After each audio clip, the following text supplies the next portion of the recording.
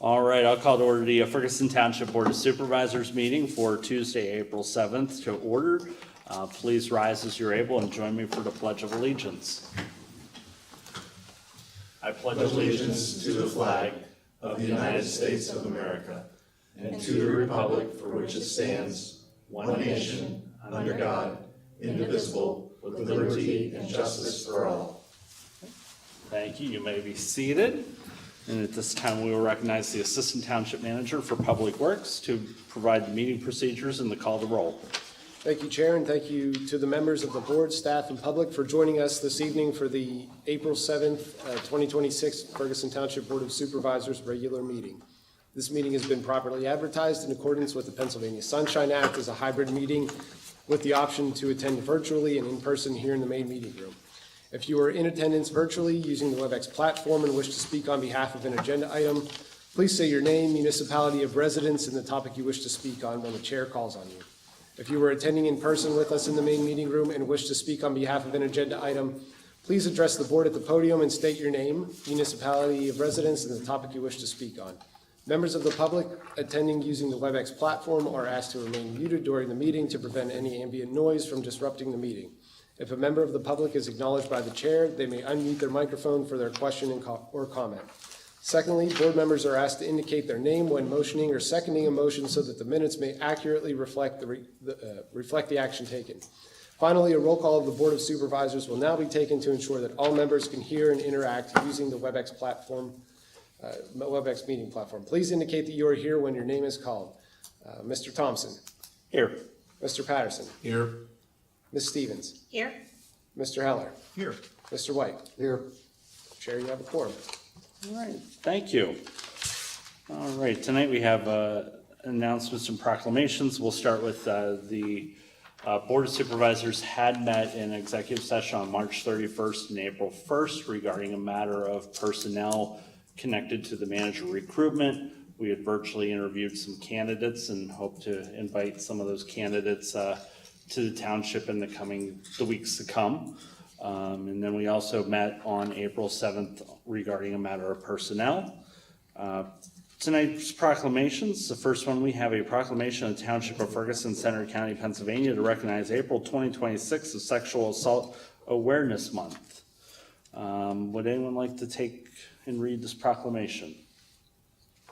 Yeah, I'm happy to. Hand that to you, or you can Sure. refer to your digital There copy. you go, I've got the electronic. Okay. So a proclamation of the Township of Ferguson, Center County, Pennsylvania to recognize April as Sexual Assault Awareness Month. Whereas Ferguson Township joins Center Safe in recognizing the month of April as Sexual Assault Awareness Month, SAAM. Whereas for 25 years, Sexual Assault Awareness Month has supported survivors, raised awareness, and inspired action to prevent sexual assault, abuse, and harassment.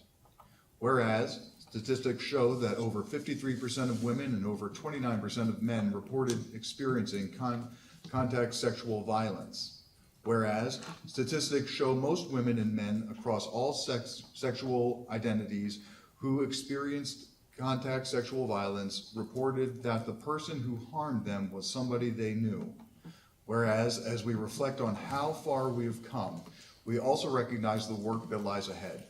Prevention starts with all of us. It is in how we support one another, practice consent, and create spaces rooted in care and respect. When we act with intention, we move closer to a future free from violence. Whereas, we honor the survivors who have shared their stories and the advocates who have led the way. Their courage reminds us that prevention is possible and that each of us has a role to play. Whereas, as we look to the next 25 years, we renew our commitment to building a future free from sexual violence. Together, we can continue to strengthen prevention, support healing, and create communities where everyone feels safe and valued. Now, therefore, the Ferguson Township Board of Supervisors does hereby designate April 2026 as Sexual Assault Awareness Month. We call upon public officials, educators, and residents of our township honoring 25 years of awareness and support. Every voice matters. Every action counts. By standing in solidarity, we can build a future free from sexual violence and create a world where everyone is safe, valued, and respected. Proclaimed the 7th day of April 2026. And do we have a motion to adopt the proclamation? Zomari, so moved. This is Patty, I'll second. Okay, got a motion by Mr. Patterson, second by Ms. Stevens. I can either open up for board discussion, or I do believe we also have some of our community partners here on this important topic as well. We can even entertain comment and some remarks from them. Please do. All right. If not, at this time, I'll invite Ms. Pensick up to the podium here. I always feel very short at this microphone. Hi, everybody. My name is Jennifer Pensick, and I'm the Executive Director of Center Save. And I just want to thank you all so much for helping us honor April as Sexual Assault Awareness Month. For those who are not familiar with Center Save, we really are the safety net for all victims and survivors. So we're actually celebrating our 50th anniversary. We started as the Center County Women's Resource Center way back when in 1975. Very much started in an itty-bitty small room. And now fast forward 5 decades, and we have 3 different locations physically, so 1 in State College, 2 in Bellefonte. But we really provide services all over Center County. We are in north, south, east, and west. We are everywhere. And unfortunately, Center Safe is in incredibly high demand. On average, we support around, I would say, 900 or so domestic violence survivors every single year. That's just in Center County. Add to that number another 200 or so sexual assault survivors every single year. Add to that number another 200 individuals and families needing emergency shelter and housing during the year. Now add to that number another 1,200 to 1,500 calls to our hotline. And again, so much of that is primarily just Center County. So there's absolutely a bubble over Happy Valley, right? But I always say there's a lot that happens inside of this bubble. So our approach is we're not going to shy away from it. We're going to say the words out loud. We're going to use the correct words out loud. Because the more that we kind of give in to the scariness of it, and the more that we're like, shh, don't talk about that. People are going to think the area is not safe, or all those pieces. That's actually when abusers win. But the more that we can say, hey, this happens here, this happens everywhere, let's talk about it, that's where we see more of that empowerment, and that's where we see victims and survivors able to thrive. But Center Safe, we provide everything from emergency shelter and housing to counseling, advocacy, support groups. We have our 24/7 hotline. We are the agency that gets called out to Mount Nittany Hospital and Penn Highlands Hospital. Could be 2 o'clock in the morning, could be 2 o'clock in the afternoon. Whenever there's someone who is getting a sexual assault exam or a domestic violence exam, we are there really to be their person and help them through that process.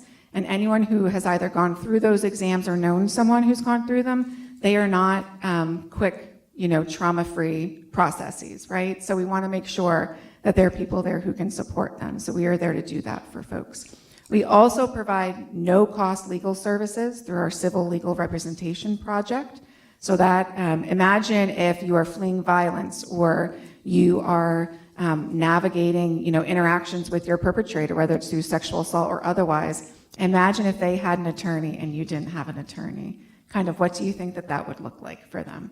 Or if someone was navigating the Title IX process, let's say at Penn State, and they didn't have a support person with them, again, we can be that person for them. In Bellefonte, we also have our Child's Access Center, which is where people go for supervised visits and safe custody exchange. So again, our goal is one day we're not needed. It's just we're not anywhere close to that yet. But we want to make sure that victims, survivors, and their loved ones feel supported. So as April serving as National Sexual Assault Awareness Month, Center Safe is looking to spread awareness and education throughout Center County, emphasizing the theme of looking back, moving forward, turning awareness into action. Center Safe again continues celebrating our 50th anniversary, honoring decades of tireless work supporting victims and survivors. So as we honor the work of Center Safe, we also want to honor the lived experiences of thousands, and I mean thousands, of victims and survivors who have had to navigate trauma and healing. We must remember that sexual assault at its core is a devastating abuse of power, one that affects people of every identity. It's on all of us to stand up and speak out against it, not only to improve the laws and services available to victims and survivors, but also to change the culture and change the attitudes that allow sexual assault to remain so pervasive. Turning awareness into action shows Pennsylvania's journey to ending sexual abuse, assault, and harassment. It honors the survivors, the advocates, and the centers. I will add the centers doing work 24/7 across this state, often with insufficient funding, but we can talk about that later. Those who came before and those who will continue to work to build stronger communities. This theme asks everyone in Pennsylvania to turn awareness into real, authentic action. That means creating safety, supporting healing, and making lasting change. Center Safe is holding a variety of events and initiatives this month. We started with Take Back the Night, which brought a few hundred folks to campus to march and to share their stories, many of whom shared their stories for the very first time, and more than that, said the words out loud for the very first time.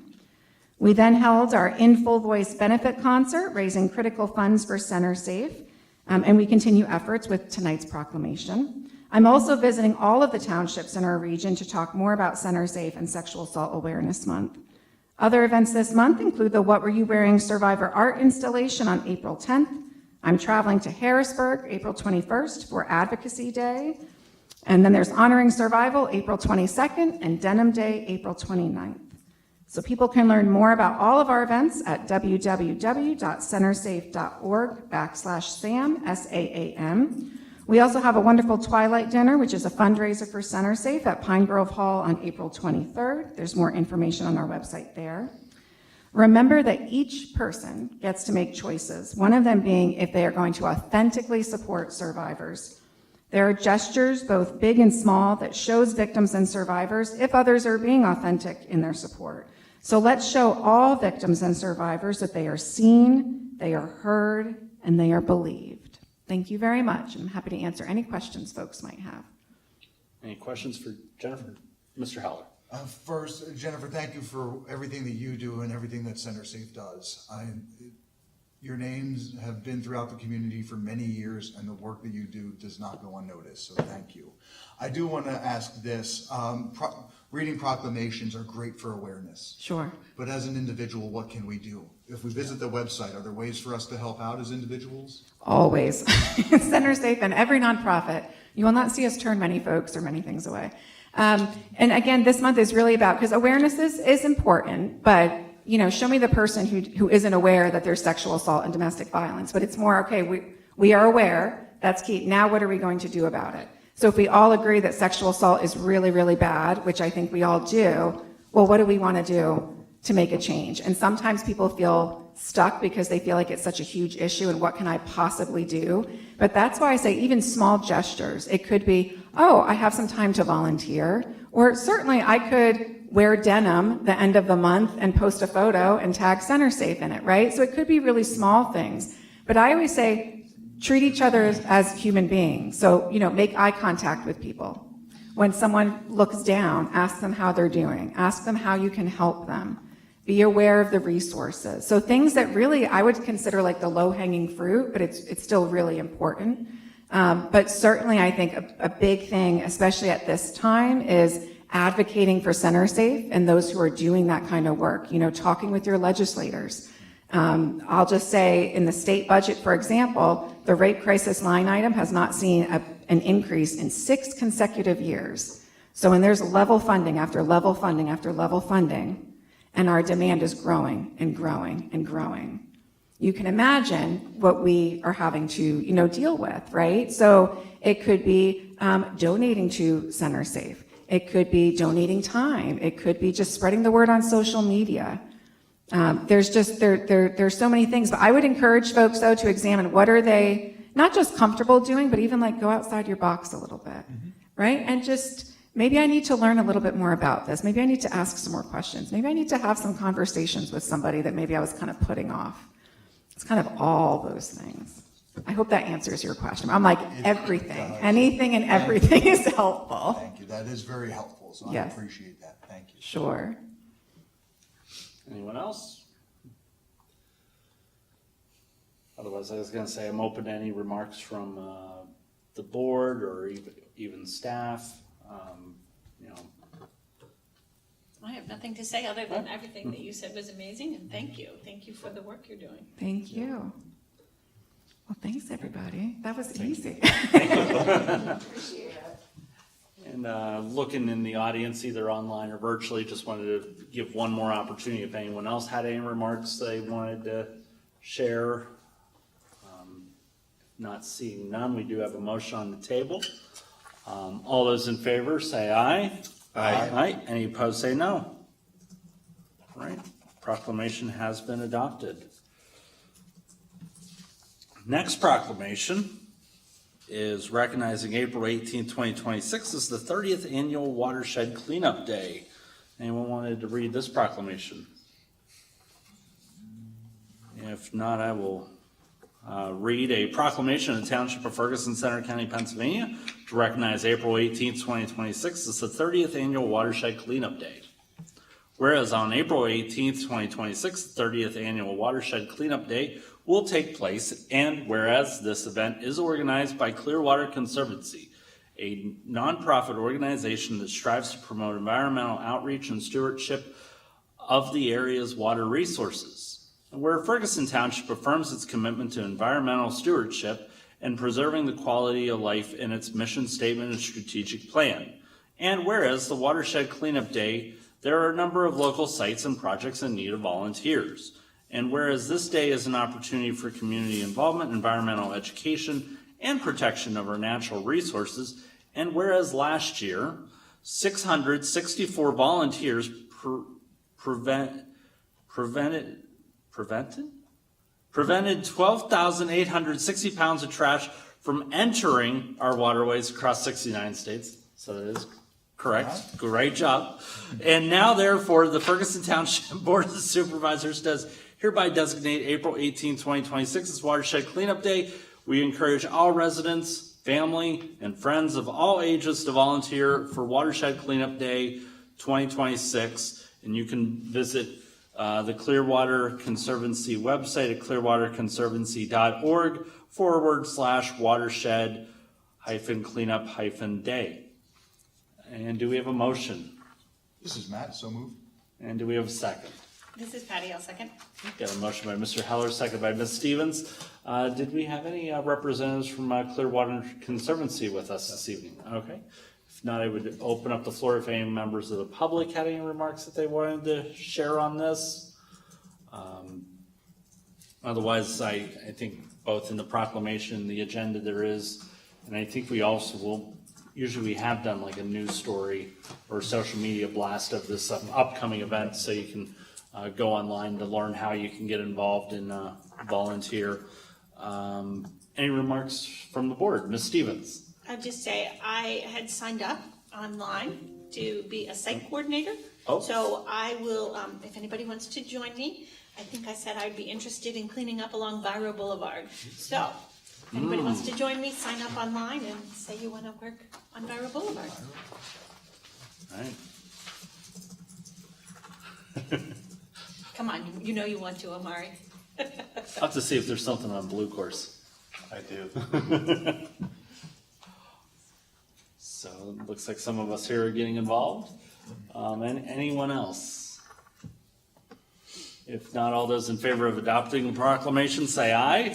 Aye. Aye. Any opposed say no. All right, the proclamation has hereby been adopted. Next proclamation will be recognizing April 25th, 2026 as the Ferguson Township Arbor Day. Would anyone like to take this proclamation? Get that to you there. I got it. Oh, okay. We're good, we're good. All All right. right, 2026 Arbor Day Proclamation. Whereas in 1872, J. Sterling Morton proposed to the Nebraska Board of Agriculture that a special day be set aside for planting of trees. And whereas President Theodore Roosevelt in 1907 issued an Arbor Day proclamation to school children avowing that when you help to preserve our forests or to plant new ones, you are acting the part of good citizens. And whereas this holiday, called Arbor Day, has since grown into a global event celebrating tree planting and care. And whereas the citizens of Ferguson Township and custodians of many thousands of trees of a variety of species which combat the effects of climate change, increase property values, lower utility costs, enhance the economic vitality of business areas, prolong the lifespan of infrastructure, and beautify the community. And whereas Ferguson Township recognizes that trees are a source of joy and spiritual renewal. Now, therefore, the Ferguson Township Board of Supervisors does hereby proclaim Saturday, April 25th, 2026, to be Ferguson Township Arbor Day and urges all citizens to celebrate and support efforts to protect trees and woodlands in our community. All right, do we have a motion? This is Patty, so moved. And do we have a second? This is Trevor, I'll second. Okay, got a motion by Ms. Stevens, second by Mr. White. Tonight's proclamation we are pleased to share is printed on a variety of different paper, forest products, from actual paper that's been processed to just a piece of timber that's been sawn. I want to thank our wonderful urban forester, who I'm going to introduce, Larry McGinnis, for providing that. And he's got a couple handouts and props and signs and flags, and I was going to say, did you even pull out the bucket truck from the shed? Thanks. All right. Thank you.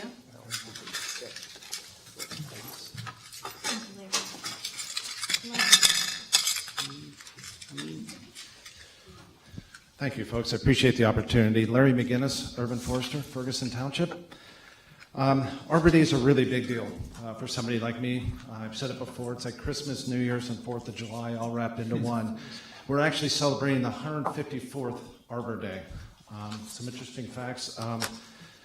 J. Sterling Norton, his son, actually founded Morton Salt. So if you have Morton Salt, you are, if you have it in the cabinet, you are related to Arbor Day in some way, shape, or form. So, anyway, so I'm inviting you all to participate in this year's Arbor Day celebration. Our theme is 10 years as a Tree City, USA. That is a very big deal. Approximately 3,500 across the country. When it comes to Tree City, you're either on the bus or you're off the bus. And thankfully, we are on the bus and making great strides here in the township in regards to preserving and promoting our trees. In order to earn this accreditation, you might have seen the signs as you enter the township. We have them placed in various locations as you enter the township. And of course, I hang those banners over you see in the corner wherever I can.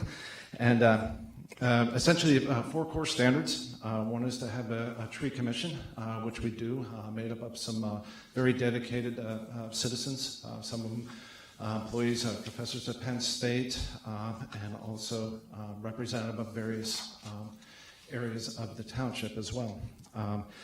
We requires a tree ordinance. We actually have one of the most progressive tree ordinances in the region. So we certainly check that box. Spend at least $2,000, I wish. No, at least $2 per capita. $2 per citizen towards the maintenance and promoting of trees. And then, of course, Arbor Day proclamation and observance. So we capture all those. This is our 10th year. So it's kind of a big deal, special award with some additional, I'll be flying a different flag this year. So very good. Anyways, this event's going to be held in Autumnwood Park. Again, April 25th from 11 to 1 o'clock with a host of events, a lot of them like arts and crafts, which seem to be a big hit. Everybody makes the tree cookie necklaces and things like that. We'll have a ceremonial tree planting where everybody, everyone of all ages help participate in planting some trees in Autumnwood Park. We'll have a tree walk hosted by the chair of the Tree Commission. Free tree seedling giveaway. Every year, the Tree Commission tries to promote specific species of trees in order to maximize diversity within our urban forest, and each one of their size classes will be represented. So like red buds and black gums and sycamores, so various size classes. Be enough for everybody. So that's always a very big hit. We usually don't have any leftovers. We have bucket truck rides, which is always the big hit. That's really big hit. So if you have an opportunity and you're not afraid of heights, please, we'll get you up in the air. I started putting lollipops in the trees and actually send the children up to go pick the lollipops. So it's awesome until they want to get one of every flavor. I got to bring them down. We like fruit and refreshments there, and of course we also invite some of our partners to table at the event. So last year we had 4 or 5 nonprofits join us and help promote what we do and what they do. So it's a great time. I invite you. Lastly, one of the reasons we picked Autumnwood Park was to kind of share it. We've been in Tudick Park. We were in Haymarket, which was a wonderful location as well. Now we're moving to Autumnwood to help focus on that community, and also we're being joined at the end of the event. We're being joined by an organization called Kaboom to get some involvement from some of the children actually attending the event to help design the playground. So if you're not familiar with Kaboom, they unite federal, state, and local entities and other partners to build kid-designed, community-led play spaces. So we're going to join the boat together and hopefully get even a bigger crowd. Last year was really big. It was very impressive. A news agency showed up and everything like that. So it was quite a good time. I invite you to join us. So thank you very much. Thank you. Thank you. Any questions? Any questions or remarks? Nothing, thank you. Thank you. I was going to say, if there is no further remarks from the board, all those in favor of adopting the proclamation say aye. Aye. Aye. Any opposed say no. All right. Proclamation is hereby adopted on paper as well as timber. And our next proclamation will be recognizing the week of April 12th through the 18th as Rural Road Safety Week. This is Rural Road Safety Week has been a recognized week by the Pennsylvania Farm Bureau, who has had a robust safety program on this since the year 2000, and considering our township's rich agricultural heritage, as well as even some feedback on navigating our rural roads in the township, I think it's important that we recognize safety as we see an increase in farm equipment and other traffic on our rural roads this time of the year, and basically throughout the year until harvest comes. So I will read the proclamation. So this is a proclamation of Ferguson Center County, Pennsylvania, to recognize the week of April 12th through the 18th, 2026 as Rural Road Safety Week. Whereas Ferguson Township's identity has long been rooted in its agricultural heritage, with generations of farm families stewarding the land, contributing to the local economy, and shaping the rural character that remains central to the township's sense of place. And whereas the township's road network supports essential agricultural activity, including the seasonal movement of large farm equipment, livestock transport, and daily operations that sustain local food production and preserve open space. And whereas each spring brings increased agricultural activity on township roads, requiring heightened awareness, patience, and caution from all who travel these routes. And whereas the Pennsylvania Farm Bureau's Rural Road Safety Program, established in 2000, provides vital education about the unique challenges of rural travel, including interactions with slow-moving vehicles and oversized agricultural equipment. And whereas Rural Road Safety Week is a collaborative effort of the Pennsylvania Farm Bureau, the Pennsylvania State Police, and the Departments of Agriculture and Transportation to promote safe driving practices, reduce roadway incidents, and protect lives across the Commonwealth. And whereas Ferguson Township recognizes that safe rural roads depend on shared responsibility, encouraging motorists to slow down, remain attentive, and pass with care, reminding farmers to operate equipment with visibility and caution, and supporting all who use township roads, including pedestrians and bicyclists, and traveling predictably and respectfully within this shared rural environment. And whereas promoting rural road safety strengthens partnership between the agricultural community and the broader public, ensuring that Ferguson Township roads remain safe, functional, and welcoming for everyone who depends on them. Now therefore, the Board of Supervisors of Ferguson Township does hereby proclaim the week of April 12th through the 18th, 2026 as Rural Road Safety Week in Ferguson Township, encourages all residents, motorists, farmers, and roadway users to join in raising awareness, practicing safe roadway habits, and supporting efforts that protect lives on our roads. And do we have a motion? This is Patty, so moved. And do we have a second? This is Matt, second. Got a motion by Ms. Stevens, second by Mr. Heller. Any discussion? Was this requested by anybody specifically, or just more of like this is a thing that exists on the calendar and we're gonna?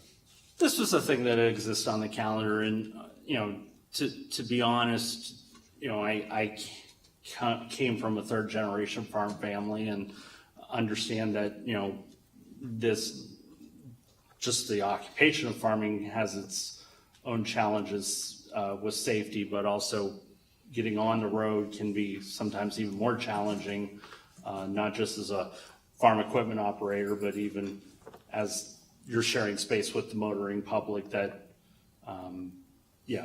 so. Yeah, I remember we had a discussion about this too when we were working on the parking issue in Pine Grove Mills. And someone had said that, they needed space for their tractor because they take their tractor down the street. So Right. it's something that's in our community, so. Yeah. And one thing over the years, farm equipment's not getting cheaper, it is getting a lot larger, so sometimes it does come as a little bit of a surprise. It's not a little rinky-dink tractor. It could be a combine that's taken up more than just the typical car width of the roadway. And Mr. Heller.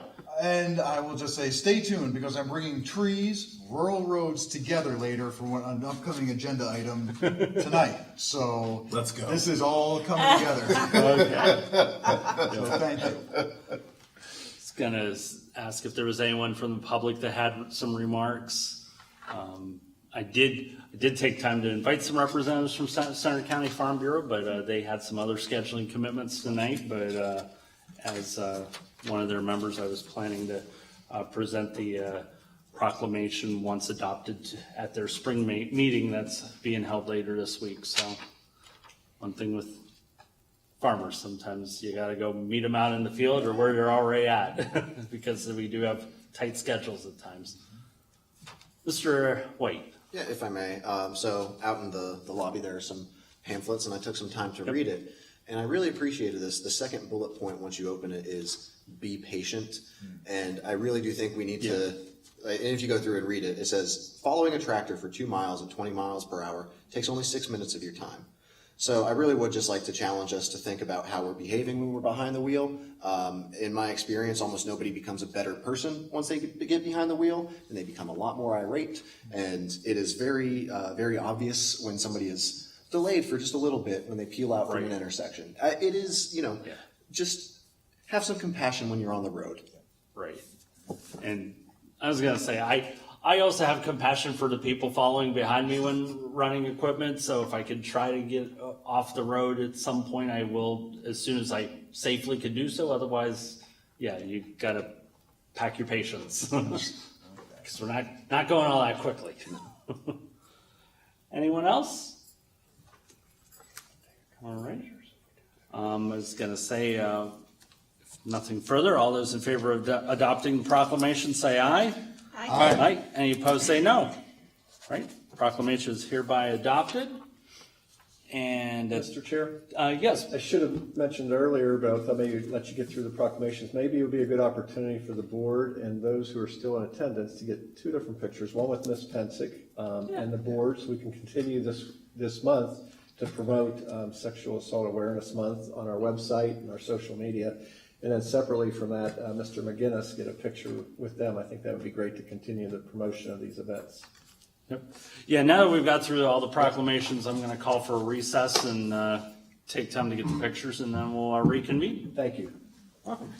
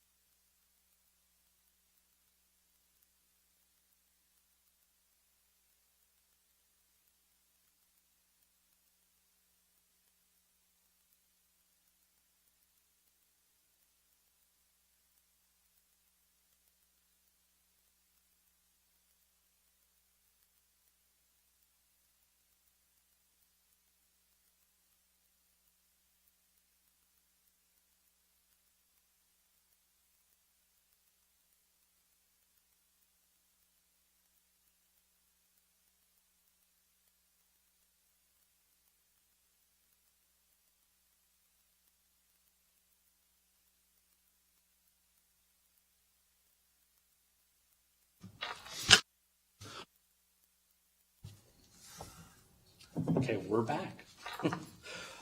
So yes, we had finished up the proclamations, but just to conclude the announcements, I did want to make an additional announcement. On March 24th, the Board of Supervisors also met in an executive session regarding a matter of personnel related to the manager recruitment, and I will recognize the township manager who has some additional announcements. Yeah, one additional announcement. I want to make the Board of Supervisors aware of an upcoming meeting. Also, the public, make sure they're aware that the Board of Supervisors and the Ferguson Township Planning Commission will be holding a joint future land use meeting on June 8th at 6 p.m. here at the Township Building.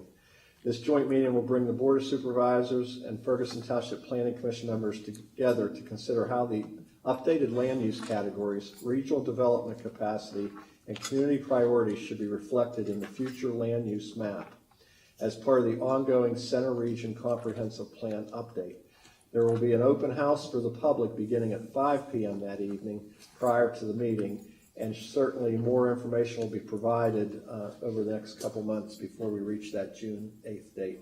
But that will be a joint Planning Commission Board of Supervisors meeting, and it'll be held on one of the regular planning commission meeting dates, the second Monday of the month. Thank you. Looking forward to that. Next up, public comment. So at this time, any members of the public can address the Board of Supervisors. We do state that this is a moment to address the board on items that are not on tonight's agenda. And if you're in the room, we do ask you to come up front to the podium to state your name and neighborhood of residence. So we'll start in the room. Seeing none in the room, anyone online? Right.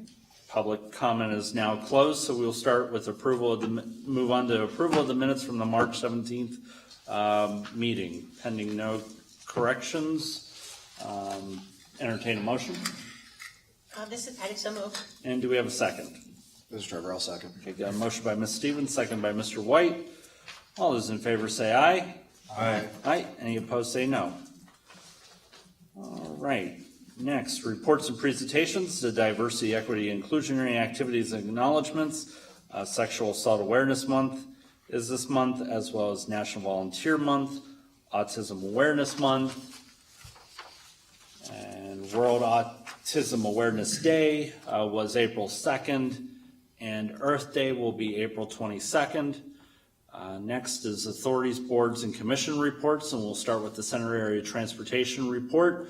And tonight we are joined by our representative to the board, Rob DeMeo. Good evening, everyone. Thanks. I've provided the report out document with the agenda, and I'm happy to try and answer any questions you may have.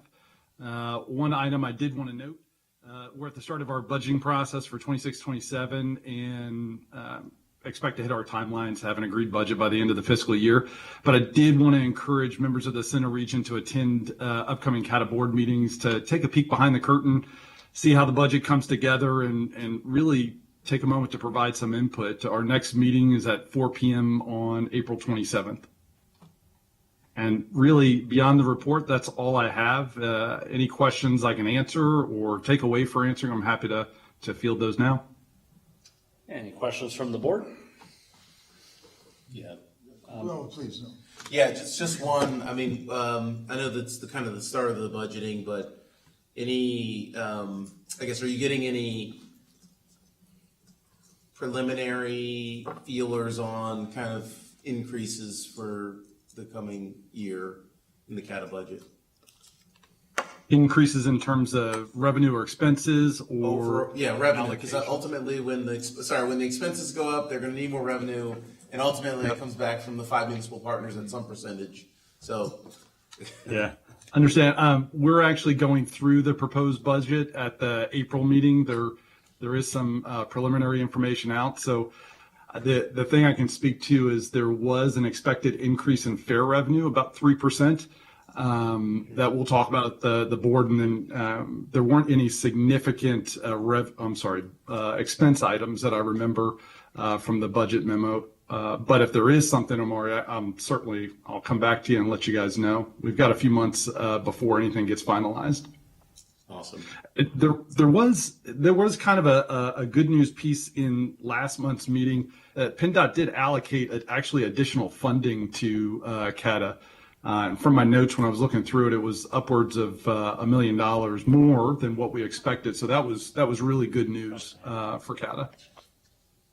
Awesome. Yeah, I've seen nuggets of insurance going up kind of in several Absolutely. places where I have some information, and so just looking out for there. Humans are the largest expense outside of the buses and the maintenance of the buses. So I fully expect to see some increase there. I just want to make sure we're prepared for it. So yeah, even if you don't have to come back, we call to the manager and let them know kind of what we're thinking, so that as we get the inputs to the township budget, we can be prepared and shed tears together. No tears. But yes, of course. Thank you, sir.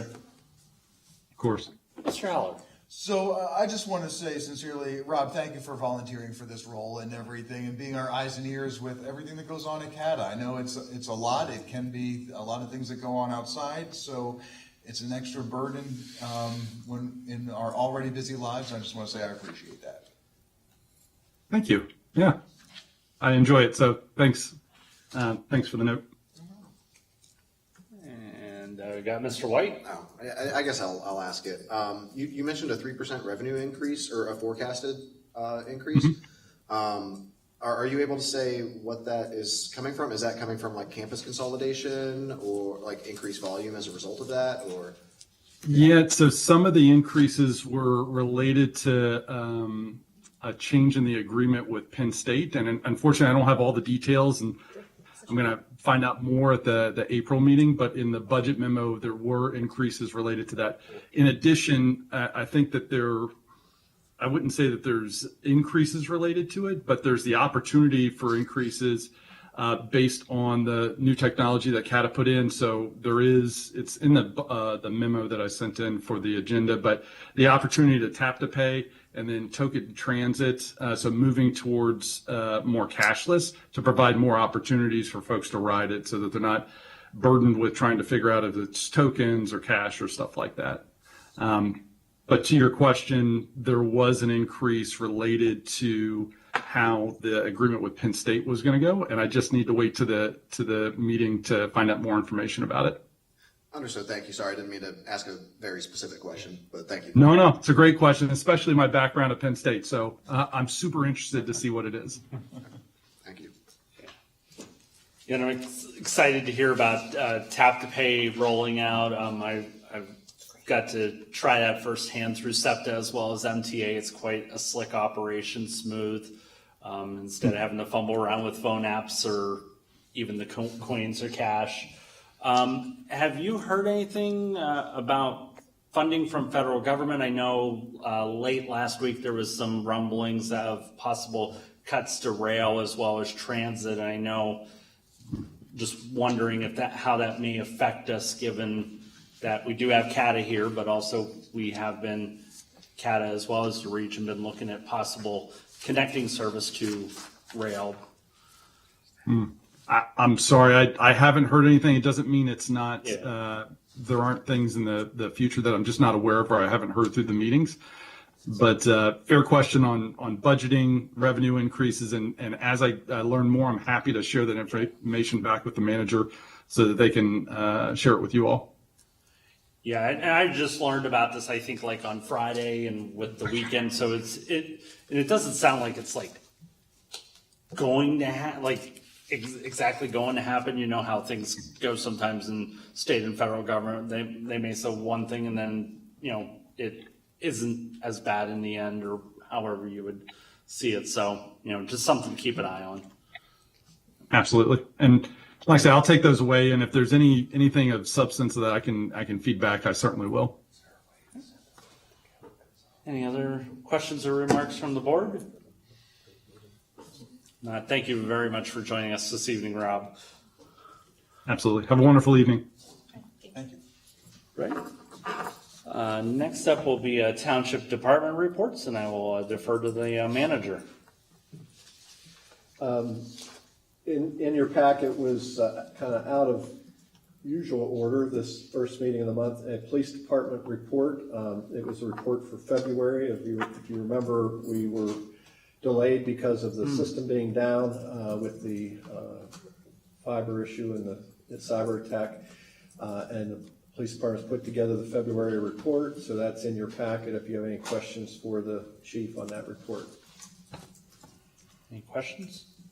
And I imagine from the cyber thing here and how things went at COG, it, doesn't seems like everything fared out relatively Everything fared well. up well.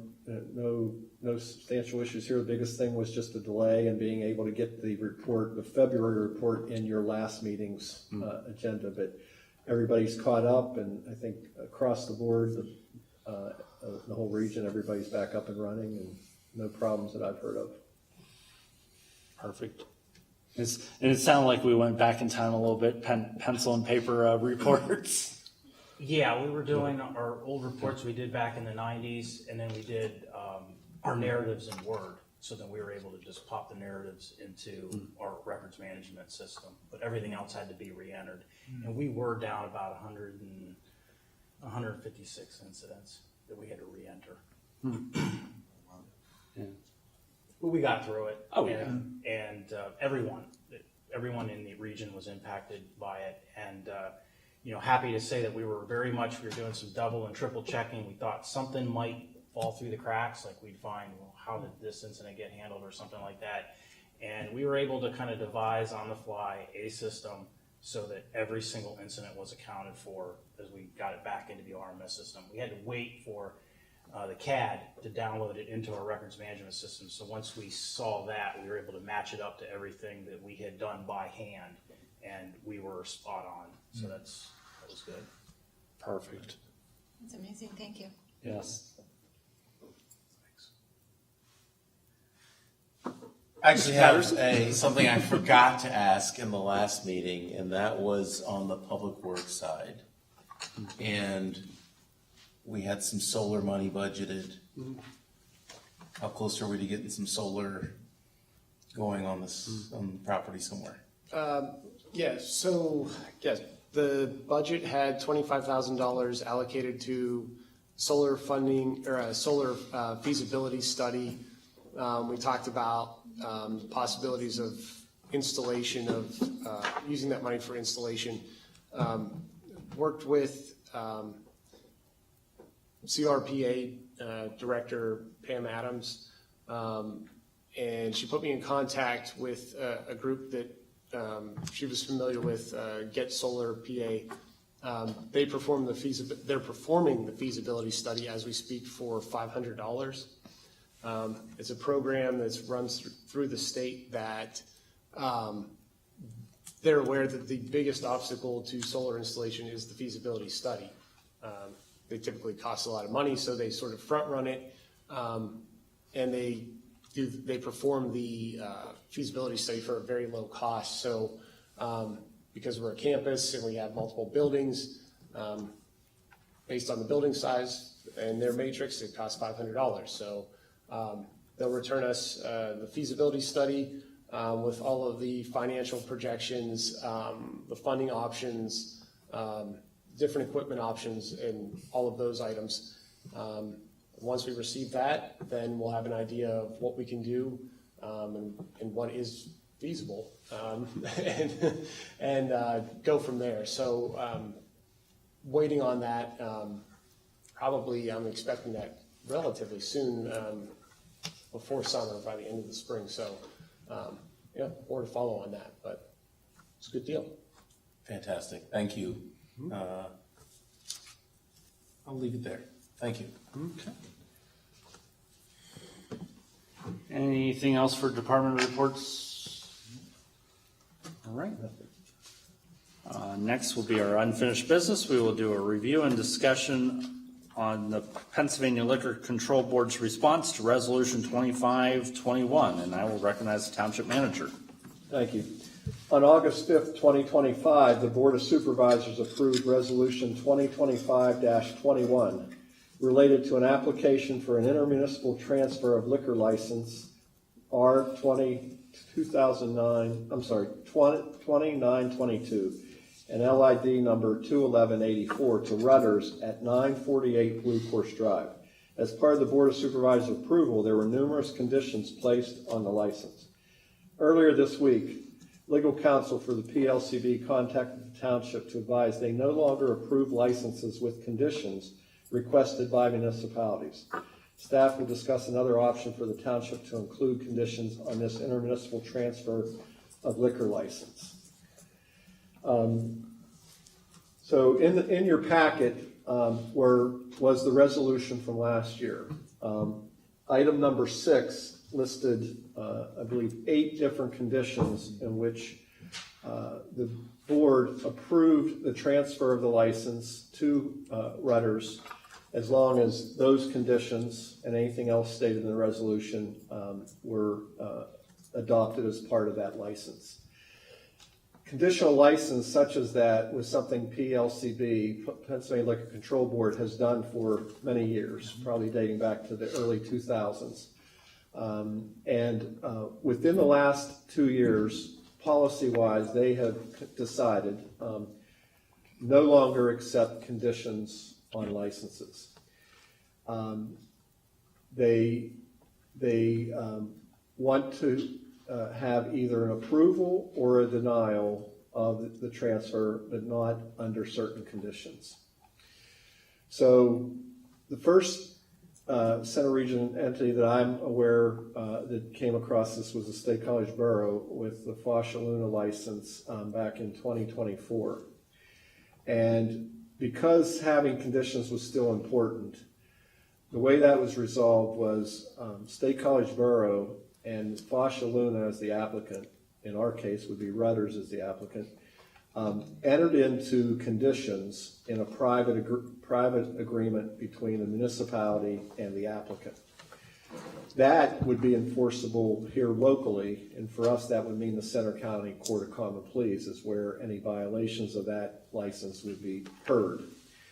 But it would allow the township to continue to impose all the conditions that you felt were important back in August of 2025, but only done through a private agreement of which PLCB would not be a party to, and their approval of the license wouldn't be conditional on that. That would be separate and aside and strictly between the township and the applicants. It really accomplishes the same thing. The only thing is that PLCB wouldn't be looking at violations of any of those conditions when they go to look at their every 2-year renewal for the license. It would be up to us to do the enforcement of our own agreement. It would also require, if we adopted an agreement, a private agreement between the township and Rudders, it would also require us to bring back a resolution to the board for you to decide, once there's a private agreement reached, are you willing to say yes or no, approve or deny the license with PLCB so they can move forward with this transfer request? Because as Resolution 2025-21 sits today, they can't approve it. They also don't want to deny it because it was done under the old way of them doing business, is approval with conditions. So the 2-step process would be get a private agreement with Rudders with all the same conditions, and then adopt a new resolution saying, with this private agreement that you've reached, you now are recommending approval for the intermunicipal transfer. I've discussed this with the township solicitor, and she concurs with this approach. I also, just as a notice, so that they didn't not understand why we were bringing this up today, I contacted the general counsel for Rudders, who handled the liquor license transfer last year, Jack Burns, yesterday, and let him know that I was bringing this before the board and why this has come up. And he's well aware of it, and without talking to his client, had indicated initially that he would see no problem with entering into a private agreement using the same conditions. All Mr. Heller. So I say let's pursue the private agreement and then hopefully bring it to the PLCB to say, we're good and get that approved. I'm good with that plan, that two-step plan you laid out. Mr. Patterson? Agreed. However, there's some of these conditions I'm not quite married to, if you will. Like some of them were, I think because there were conditions, we laid out a bunch of them and, you know, to kind of hold some accountability. But there's some of them that's like, duh, like put a no smoking sign out. It's okay. It's a gas station. There's designated places they're going to do that. So there's those type of things. I just want to make sure the right things are in this private agreement, and it's not another grab all and, you know, put a bunch of stuff in there. It's just the few things that we absolutely need. Now, what those things we absolutely need, I think it's up to this group. But I think very few things on this list in the conditions are truly necessary for the liquor control board, or from a liquor perspective. Like, we will be out if you do this.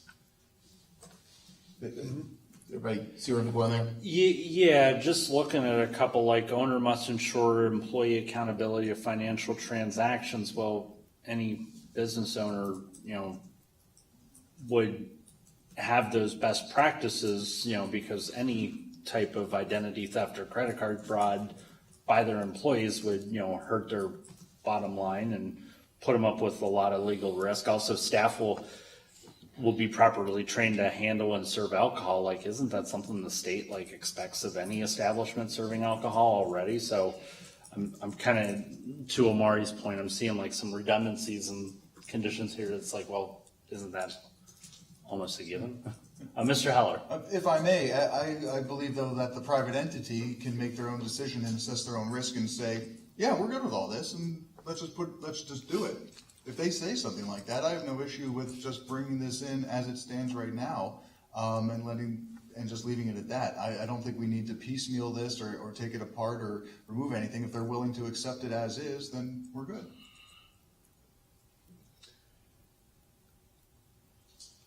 My understanding is before these conditions were brought before the board last August, I think there was discussion between the township manager and the township solicitor and legal counsel for Rudders that all those conditions at the time were acceptable.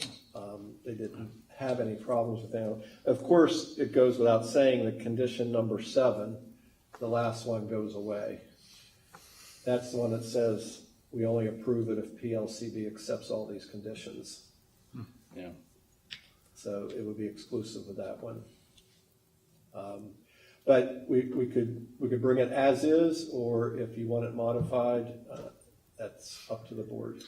That's fair. I think in the spirit of legal fees, if you just copy and paste, put it over there, or no legal fees, copy paste, here you go, and record it with the appropriate, Yeah, $25. And I would also say the discussion the solicitor and I had about this is we have one other liquor license transfer that may be pending as well, and you may have already approved a resolution of possibly. House. Yes. We approved on West College Avenue. Oh, yeah, the So- convenience store. I don't know whether that would have been before my time. I don't know whether that already has had a resolution passed or not. If it has, we might have to go back and do something similar with that situation. So thinking about the fact that we might have 2 of these and we may have some in the future, we talk about consistency. There might be these conditions that we will always ask for. This is just our standard practices we're going to ask for. And then if a license applicant is so unique that it would only make sense to add additional conditions, you may consider that. But it may be good to always include these conditions as our standard conditions. Something to think about for the future, but Solicitor and I were talking about having some consistency. Right. Very, very important, because on the development of the other one, you know, they could say, well, you did all this stuff for Rudders, you know. Right. Because we've had that happen in other contexts here.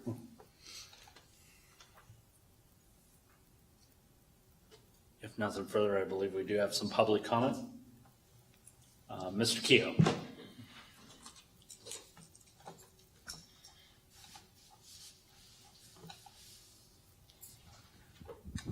Bill Keough, Ferguson Township resident.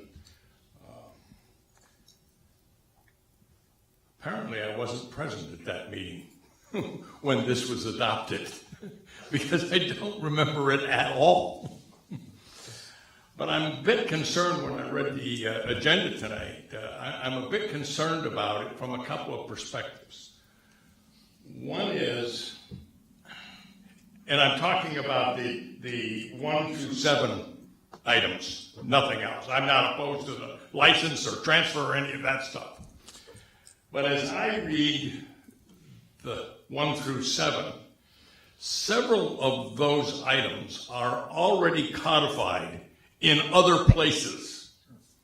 They're already regulations that already exist in other places. And I'm not a great fan of us, calling those out. They're already there. I think a couple of these, we're getting in the weeds of how a vendor, owner, operator runs his business. And I'm trying to figure out why alcohol would trigger some of these concepts, like the smoking issue. I mean, it's a business. It already has local regulation related to it as a public place. And I just don't I think it sends a message that we're not overly friendly and we're looking at overly regulating something that's already regulated in other locations. My sense would be somebody needs to take a look to see which of these 7 are already existing in current regulation somewhere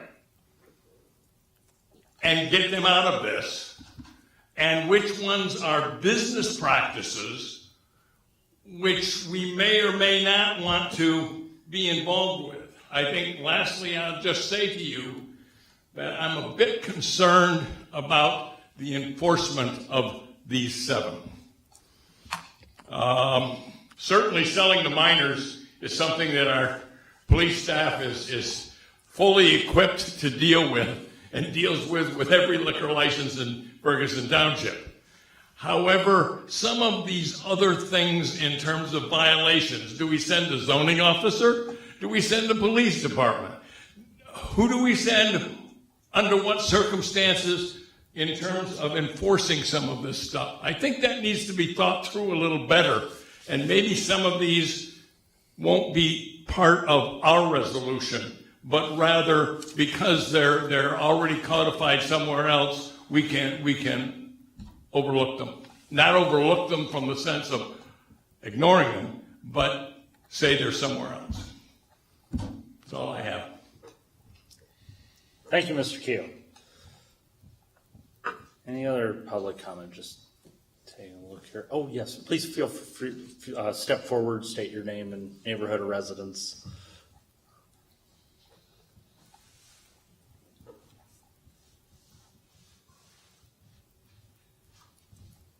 Hi, I'm Deb Escalette, and I'm from Patton Township. I work for the Spring Creek Watershed Commission, and I just want to mention about the cleanup, the 30th annual cleanup. Oh. And so we appreciate Ferguson's Township help. There's about 750 volunteers that have signed up for that now, so it'll be the 18th of April. That's what I wanted to mention. All right, yeah, thank you very much. We had done the proclamations earlier, and we did put in a good word for it. It looks like some of us are even going to volunteer on that. Yeah. Okay, thank you. Thank you. Appreciate it. Thank you. All right. Any other feedback? I was going to say you're just taking feedback on the liquor item here. And some direction in terms of coming back with a draft private agreement, I think would be our next step. We could do is I heard some part do a copy and paste and work with the solicitor and come up with a draft agreement. We could, and also keeping in mind that these, it'd be good to know which conditions are essential that we would apply to anybody that's going to ask for a liquor license transfer from another municipality. For example, I believe one would be very critical is that before any license would be transferred to another location within Ferguson Township, that it would require for it to come back before this board to request that instead of just being able to move it wherever they wanted, obviously within zoning regulations. I think that's critical, that you should have a chance to approve it being moved to another location. And that's one of the current conditions. Mr. Howell? Let me ask a broader question. Do other municipalities charge fees for that? Yes. Well, there is a, when you go for an intermunicipal transfer, you do pay a fee to the municipality to process everything about the application. What's our fee? I thought you were going to ask that. I'm sorry. You see where I'm going with this thread? I do. Okay. Yeah. Now It's $1,000. $1,000. Okay. Boroughs was $1,500. Ours is $1,000. Okay. Do we know if that's capped by state or federal law? The fee has to be commensurate with the work involved in it. So you can't make something that you don't have any justification for. So I think it's based on workload to really process the application. So that's $1,000 certainly is within reason of what I'm used to, but there is a fee. Okay, but again, the fee is related to the work that goes behind it, so you're getting reimbursed for that work. Do other municipalities do anything different? Have we heard of anything? I know what the borough does, and their original fee was years ago when we first started doing these was $1,000. It's now gone up to $1,500. Is the transfer fee? But I'm not aware of it. I can find out. I'm having a managers meeting tomorrow, so I can find out tomorrow. Okay. I'd also be curious to know if any other municipalities do anything like a percentage of liquor sales as part of a condition for being able to sell in their township. Yeah. We do. I know that one of the conditions we used in the borough for probably maybe different reasons than in the township is we had a food to alcohol ratio. So you had to have a facility that's sold at least 60% food compared to 40% alcohol. Was one of the conditions. That's not a condition that was put in this liquor license transfer. And I was thinking something even more plainly. 5% of all liquor sales goes to municipality. Nothing. No. And I believe would be prohibitive. And that's what I'm wondering. Yeah, we'd be prohibited from doing that. That was an item that came last month with the work that Mike Negro is doing to try to get to where we can get legislation to do that. Perfect. Thank you for, again, the public conversation on that. But I appreciate it. Yeah, again, a little more information on what the cost would be for to actually do the work. But other than that, I have no issues or questions. Mr. Patterson? What's the need for this timeline? I think within the next 1 to 2 months. Rutter's is still at early stages of their construction. So this, I know they would want to have it by the time they do their opening. So when I talked to the general counsel for PLCB, they didn't give a time frame, but I think I would want to bring it back, keep it moving. So I guess what you need is maybe a couple of motions. Number one, direction to repeal and replace the resolution without conditions. And number two, direction to create a private agreement with all or some subsection of appropriate conditions with the organization, Rotary organization. Right, and I think we could do the repeal and replace when we bring we could repeal it and at the same time replace with a new resolution. And I'm okay with just unless someone wants to make a motion and make it very clear, as long as I get consensus on what direction to go. I don't know that we need any official motion unless the supervisors prefer to have something on record with a motion. I'm definitely, let's get it clear. Yeah, want some clarity, you have something teed up, or? I actually don't. I can make the first motion, just not the second one right now. So I move to direct staff to repeal and replace the resolution without conditions. Do we have a second? This is Trevor, I'll second. Got a motion by Mr. Patterson, second by Mr. White. Any discussion on that? Yes, Mr. Howell. But then, does that negate, if we repeal and replace, if we just get rid of it, then it just goes through the PLCB, and we're done? That's what they need. So you're saying just do away with all the conditions and we're done? Two motions. There's a second one. Second one is the private agreement. Right. So I wanted to make it clear to do, there's two actions. Yeah. We can have one motion, two actions. I was just, the two motions, two actions, and then they can move in parallel. And this motion is to repeal and replace the thing that has all the conditions and replace it with a thing that doesn't have any conditions. Correct. So if we were to say that's it, full stop, then it would go through the PLCB, right? We could just say, we're done. That's right. But then we're gonna put an extra condition, an extra motion that says, come back with something with a private agreement. Which could be yes or no. I mean, But it doesn't involve the PLC. Yeah. Right, that's just between But Rudders and But I'm saying the Township. first motion, if we stop right there, then it's done and it's approved. Okay, I mean, I get it. It just seems like there's a window between the two motions that somebody could say, hey, wait a second. You just approved it, that automatically kicks something off. It's not approved till it's approved. Until the real repeal and place actually happens, it hasn't happened. We're voting right now to move forward on that action. Yeah. And then what I've proposed is two actions that'll come back to us later. Right. And, in Mr. Patterson's defense, this first motion will have to come back to the board because just by us, basically this is to direct staff to initiate the repeal and replace process, which would have to come back to the board because I think there might even have to be a public hearing, and I know we do the roll call vote, so I'll defer to you. I think this was probably what you were going to tell me anyhow. Well, we are required to do one public hearing. Of course, you've had a public hearing, so the question is whether you need to do another one. And you can consult the solicitor about that, and it might be wise to do that just since you're going to be adopting a new resolution. Timing-wise, I think, if the motion is to direct staff to work towards repealing the old resolution and preparing a new resolution, as well as work towards a private agreement, that would be fine.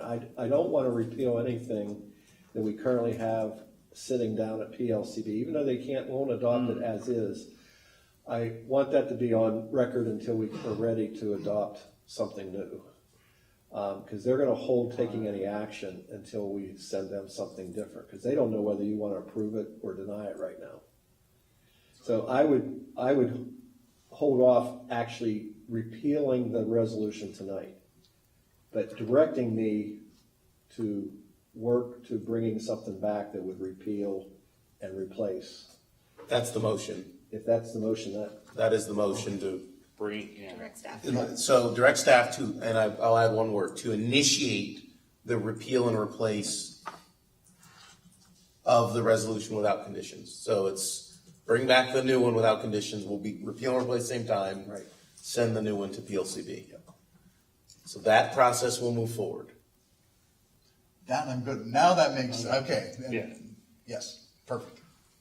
And the way I see it, staff's going to revise the resolution, and then when we vote on it in an upcoming meeting, we're repealing and replacing at that moment in time. and I would recommend that before you vote to replace a resolution, that we already have a private agreement in place, so you know that it exists before you're okay with saying to PLCB, we approve this. Okay. All right. So Mr. Patterson had modified the motion. Your consent on the modified motion, Mr. White? Has not changed. Okay. Any other discussion on that motion? See Mr. Keogh again, so. I think what you're doing is a good way to travel with this. I just, for example, in terms of the second part of the motion, the private agreement, somebody needs to take a look at these 7, not in terms of whether they're legal or not, but for example, number 3. I work in an environment in a sports arena where I have to take classes just because alcohol is served there. This is part of the alcohol license requirements in the state of Pennsylvania with regard to individuals who are working there.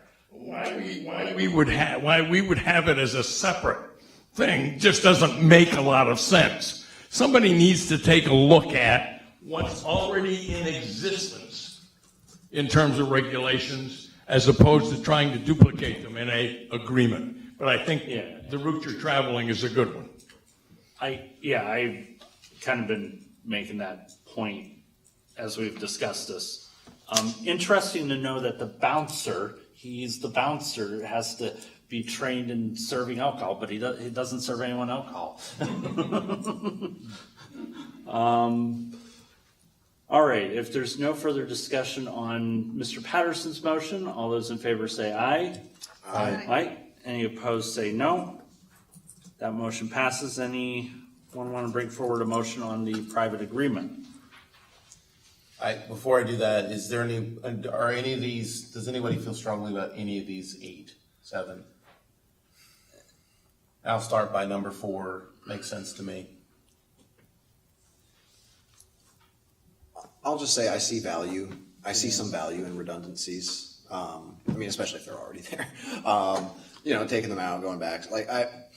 The value in redundancies to me is establishing a track record and establishing a paper trail. Like, this is what was agreed to here. This is what's agreed to at the state level. Like, this is what you're required by the state. We're doing that as well. Like, it's not inherently inefficient. Again, maybe we will not need to refer back to this agreement at any point in the future. That's what we hope.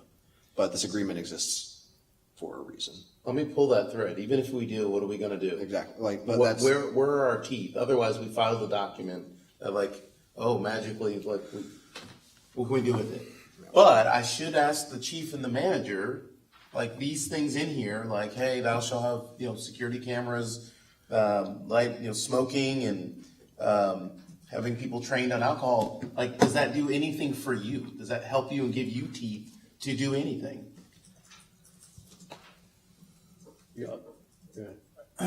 Yeah, I think, some of those things, it was brought up here, you mentioned about why does the bouncer have to be trained in serving alcohol, because they're the people that are letting people into the establishment or not, and they're trained and they're asked to be trained so that they're not letting already intoxicated individuals into the establishment.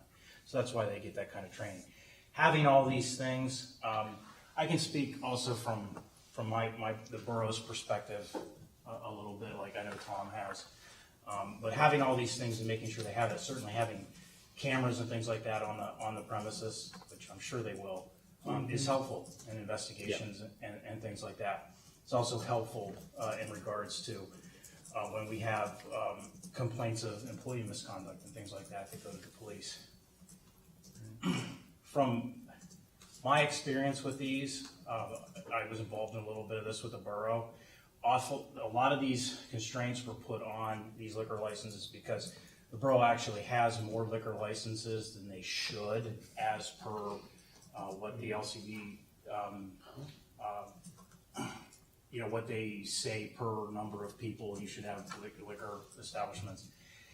they have some kind of rule for that or whatnot. And the borough's way over that because there's a lot of liquor licenses that come into the borough. So a lot of the constraints and stuff they were putting on those is things like you're not allowed to operate a bottle shop off of it as well. You're not allowed to operate multiple businesses. There's the food ratio. That really has to do with making sure this establishment doesn't just become a bar. That usually does cause us more problems than an establishment that serves food. So those are some of the things that I looked at within the borough. I've not looked closely at exactly what all these, I mean, I could look at it right now, but what all of these civil agreement, these seven, the seven things that are on the civil agreement.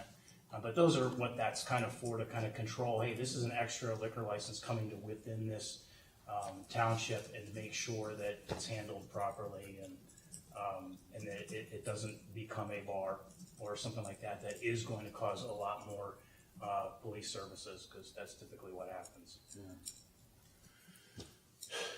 Is that somewhat helpful? Yes. More helpful would be, yes, these seven will help me, or no, they won't. Because I think that's really what this is about, is can the staff of this township execute the work of the township? Is this going to be helpful in our work? And so the cameras, absolutely, and that's number 4. And that's the one that I said I actually do feel strongly about that should be in here. But, one of them's, I lost my page. Oh, here it is. One of them was owner must ensure accountability of financial transactions to mitigate occurrence of identity theft and credit card fraud. That kind of ties into the cameras. If somebody's over there, taking pictures of credit cards underneath the register, cameras will probably catch that. And so, do we really need that? I will just say, I don't know how familiar you are with it, and I don't know how familiar our regional police are familiar with it, but card duplicating technologies and this is going to sound like I'm getting into the nitty gritty real quick, but just as an example, but are those cameras of high enough resolution to detect somebody putting a card duplicating machine on the gas pump, for example, right? And I can kind of see where you're going with it, but again, I just feel this says y'all were responsible for making sure that didn't happen. No, but even in your example, number 1 doesn't account for that. It says the owner must ensure employee accountability, well, then, not the accountability of somebody driving up and putting a duplicator in there. Yep, see, employee. It's been, especially working for formerly working for a large box retailer that did have a data breach of credit cards.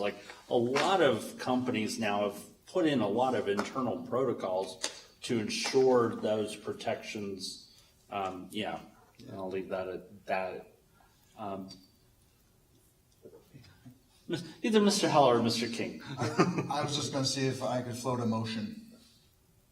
Yeah. One worded here that I think folks might be happy with, but I don't know, Mr. King. Well, we can always I defer was back to just him. going to suggest that I could come back to the board with a recommendation on conditions that we ought to consider putting on, using these conditions, and look at them, check and find out what exactly is enforceable, who would force it, similar to what Mr. Keogh has suggested. Find out what's most important for the township to have, and if it's not critical, maybe take it off. Maybe there's something on here that we didn't include that would be good to include, and discuss those with the solicitor, and come back specifically with a recommendation of let's include these X number of conditions, and then use that as a baseline moving forward.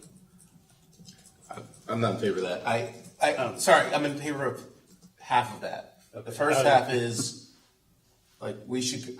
No, actually, I'm not in favor of any of it, and here's why. Number 1, we should just make a decision on what we want and say, Mr. King, here's what we want. Period. And staff can get it done.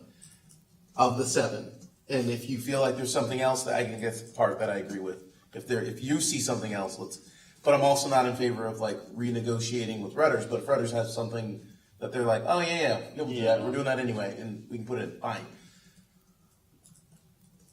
So I just don't want to come back for the sake of coming back. I want to just here's what we think. There's 7 we already approved a year ago, 6 months ago. Let's just get to the end here and whether it's all 7 or just a subset, that's where I was going. Is there a subset that we feel strongly about? Let's go with that. Otherwise,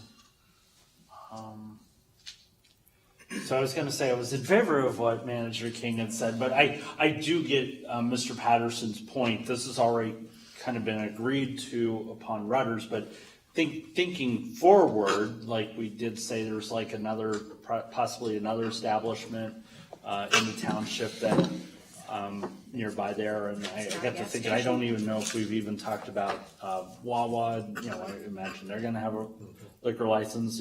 So just something to kind of like shape things forward would be nice to maybe explore while we're at it. But yeah, that was my take on that.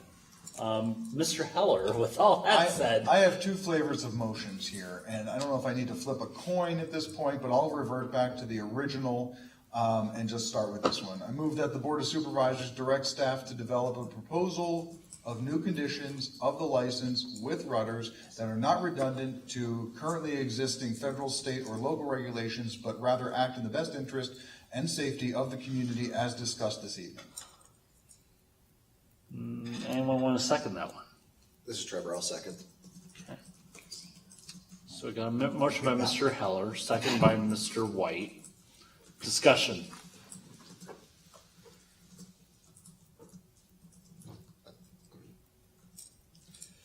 I don't agree with a new set. I think that's the words I was going on. But it's the new set that don't do a thing. This is already negotiated. So if you're willing to maybe go with figuring out which of these 7 don't conflict with already existing federal, state, local, then I think that you've got a winner there. So if I just remove the word new and just say proposal of conditions of the license that are not redundant to currently existing federal, state, or local regulations, but rather act in the best interest and safety of the community as discussed this evening. Use the word reside. The only problem is we got 5 people here in this space right now. And so we either need to pick the ones that are like, yep, duh, and move on, or we're going to waste time, I think, because then we're going to get back here, a month later, 2 weeks later, we're going to look at it again, I don't like that one, got to bring it back, or, that's where. This is a 5-minute discussion. No, but yes. Yeah. So, I'm good with shoot it down and we can go through these and just, line them out. I'm fine with that too, really. So did you modify your motion? No, because it was going to get shot down Okay. Either way. So let's shoot this one down and then move on. So caller, do you want to? I'm trying to think. You probably want to draw the motion. I withdraw the motion. Okay. That was easy. Well, do we have a new motion? No. No. Okay. So much for repeal and replace. Okay, so I said number 4 is one that's yes, let's do that. Does anybody else have one of those 7 that we feel strongly about that needs to go into some sort of private agreement? I'm going to go back to what Tom had said earlier, is that it's about consistency. So some of the things that were in there, not everything is going to be a gas station. So maybe we do want the no smoking sign. Do you know what I mean? Yeah. I would just say, let's let staff do it the way that Tom had Gas suggested. station without a no smoking sign. But not every liquor license is going to a gas station. So this is consistency for across the board. Right. If So, I may, that's why Giant has all the seats in there, because they have to be classified as a restaurant. This is all and this is why the gas stations have the seats, is because this is a restaurant liquor license. Yeah. So not they're classified differently. So I actually do think, to your point, you're absolutely right. There are. I was there for this meeting, Mr. Keogh, and this resulted in me doing an in-depth analysis. And in that in-depth analysis, there are 4 different types of establishments that have restaurant liquor licenses here, and it's gas stations, restaurants, grocery stores, and then things that have turned into bars. Those are the four. And so I do think for consistency's sake, like this is actually kind of important. I move to take the conditions from the document, put them in a private agreement, and work with Redders and get it official with the Redders. Second. Mrs. Oh, sorry. No, that's fine. Matt seconded. Got a motion by Mr. Patterson, second by Mr. Heller. Any discussion on that one? Yes, Can we Mr. tack Heller? this on to our fee, this discussion? This is staff time, right? I'm gonna start charging. That's, You're right, that's what I'm that- saying. $1,000. You guys are killing We're up me. to 7. All right, any other discussion on that? Since this went over 5 minutes, does that mean it was fluid? Dynamic. Dynamic, okay. Motion on the table, all those in favor say aye. Aye. Any opposed say no. Right. Does anyone have anything else? Negative.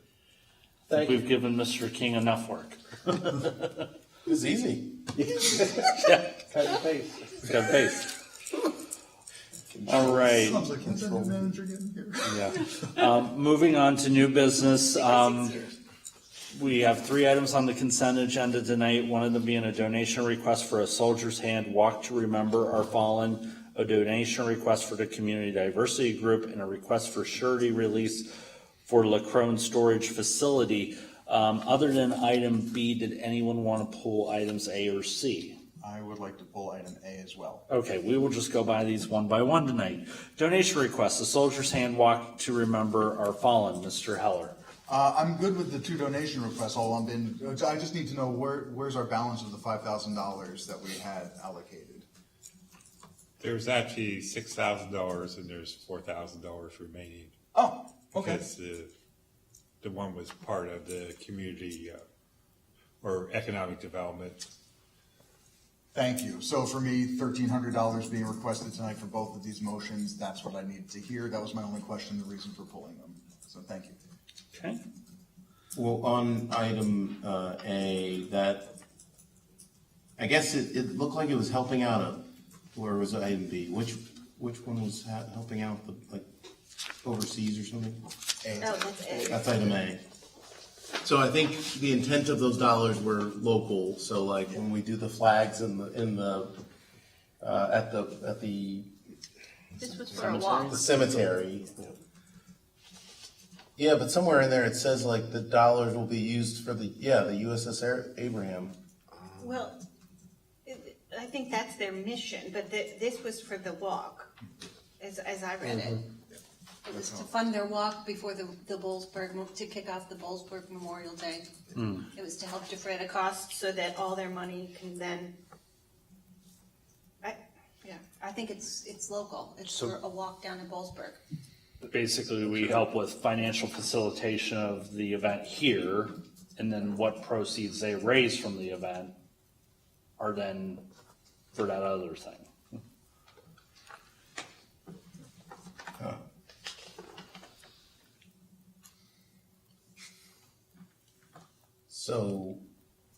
So at this event, this walk, there's, I guess folks are raising money to then go and do some other stuff.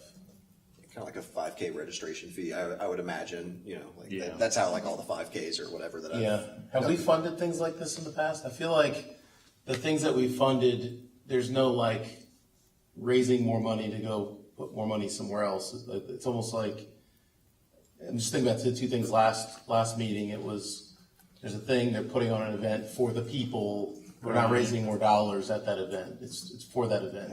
The senior center, hey, we've got some money. We're gonna do these things with the seniors.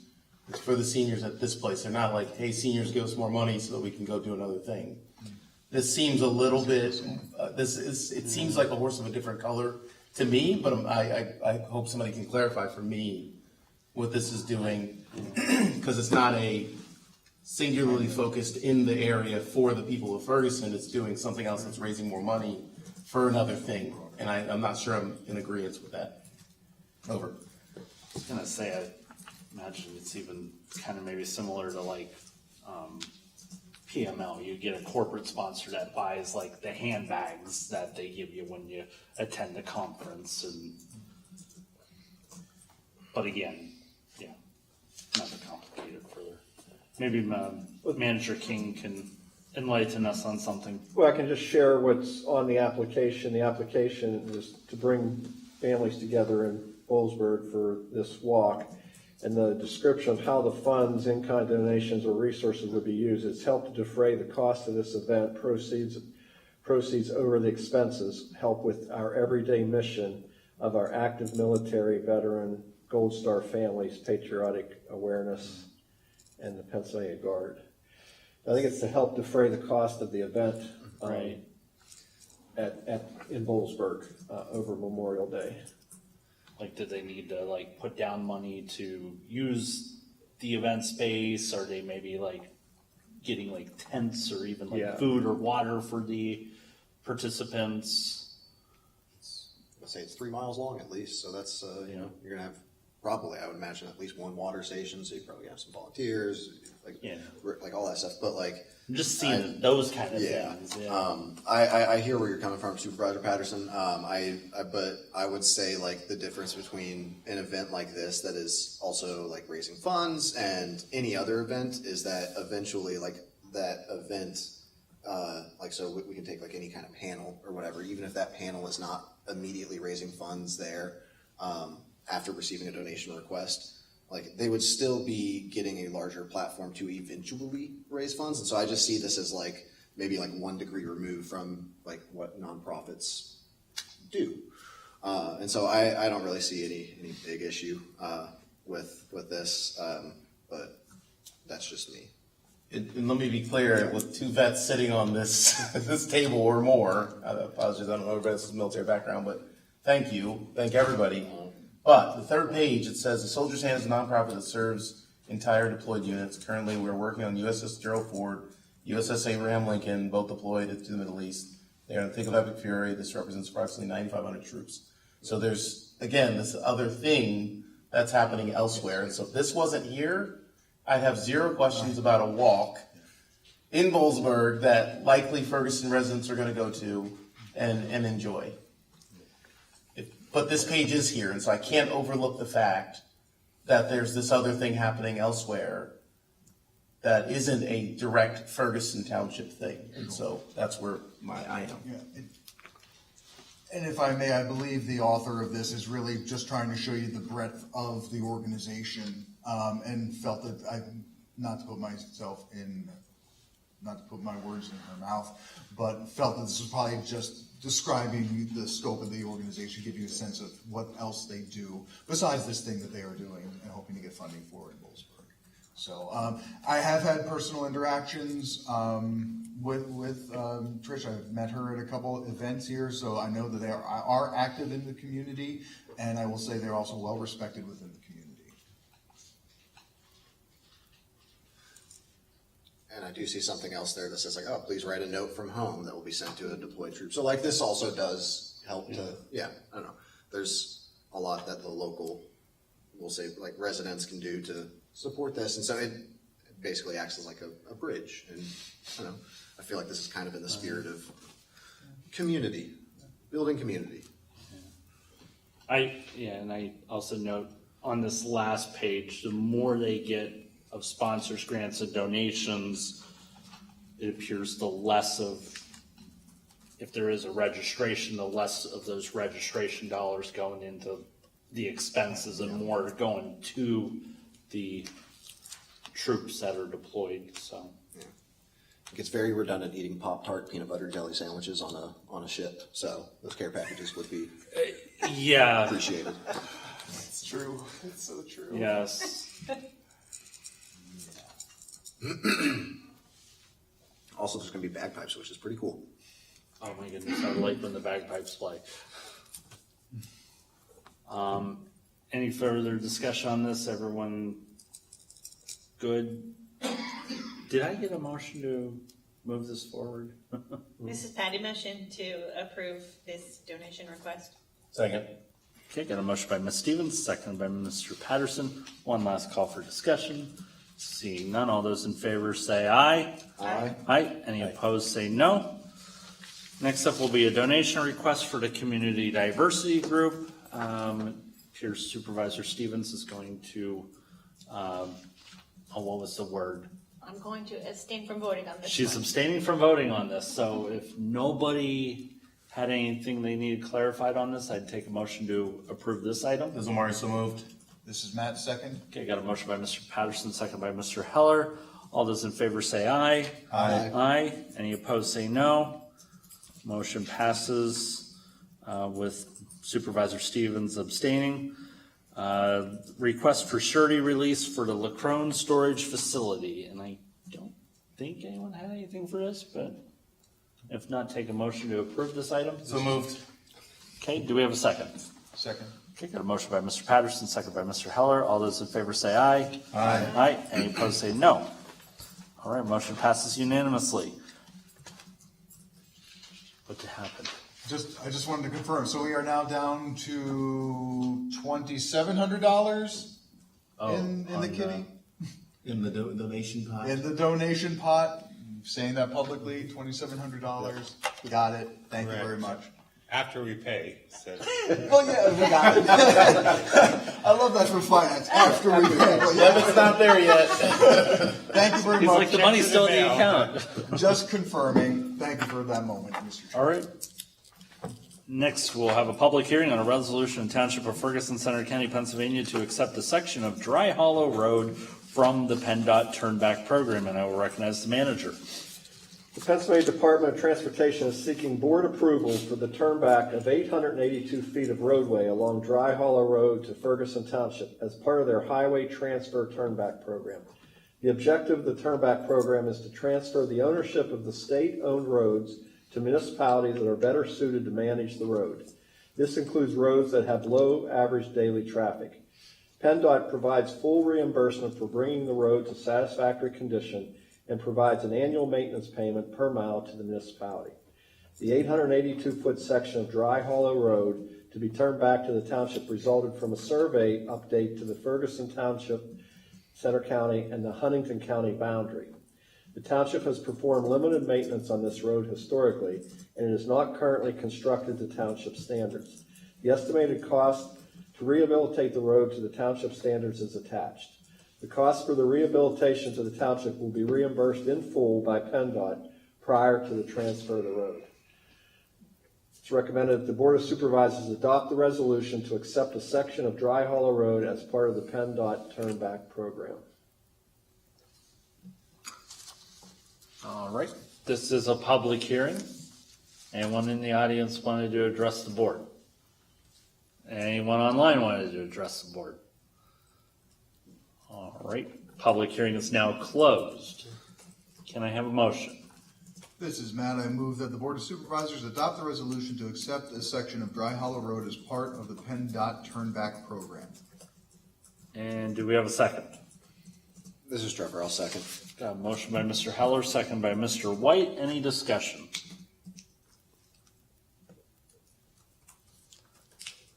If there is, just wanted to reread this. The cost of rehabilitation of the township will be reimbursed by full by PennDOT. Okay. If there's no further discussion, all those in favor, or actually, I will defer to the manager. I think you need a roll call on this. Yes. Thank you. No, I was gonna ask something real quick, but I don't know. Screw it. Payment per mile, but it's 882 feet. I imagine this isn't gonna be like a significant increase in our operational cost. Yeah, okay. I don't wanna, we can move on then. If I even heard from a resident, right, I think our folks even are driving on the road or turning around on the road now, so it's like, yeah. Yeah. Mr. Heller. I will say that this is a long time coming. I know some residents out on Dry Hollow Road that will be happy to kind of put this to bed because it's almost an ongoing joke about having this sign moved. I'm getting some nods here that this is a good thing, and it goes back to the Rural Roads proclamation earlier where I've heard cyclists and others having issues navigating that, especially with farm equipment. half the road, parts of it are falling away into the woods too. Right, So yeah. it definitely needs this, and I'm glad that PennDOT has this and that the cost will not be passed on to the municipality. It looked extremely narrow. It's not good. Yeah. That was it. Thank you. If there's nothing further, I'll recognize the township manager to call the roll.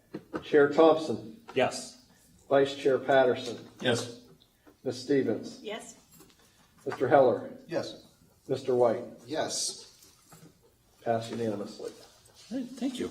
All right, we move on from the western end of the township to the northeastern end of the township for a discussion on the Blue Course Drive and Clinton Avenue Bike Path Extension Project. Now I'll recognize the manager.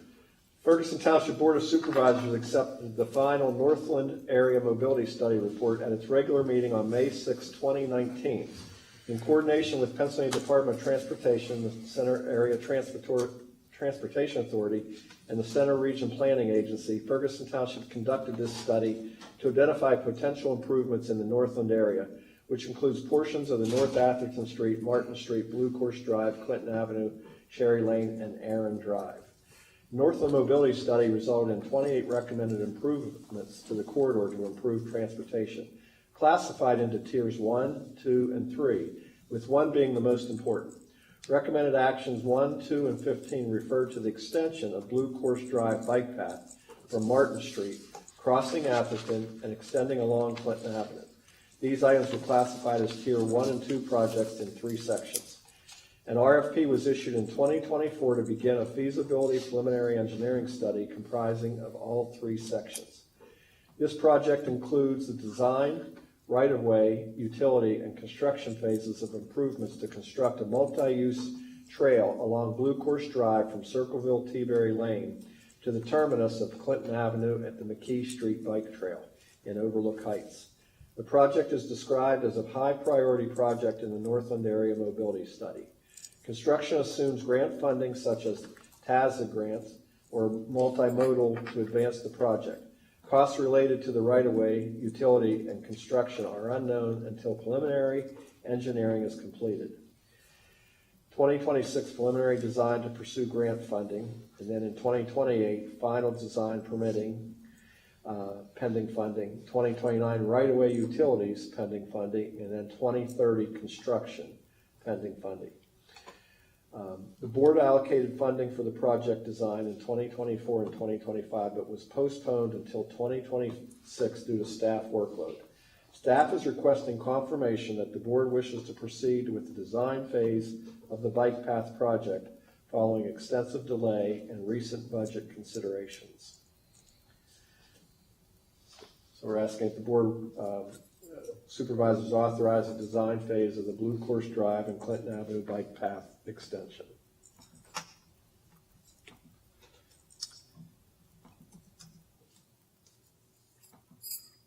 Anyone want to make a motion, or do we have questions? Ms. Oh, is there a Stevens. motion? Is there supposed to be a motion? Oh, Or- no, it's just a discussion, right? Well, Oh, well, sorry,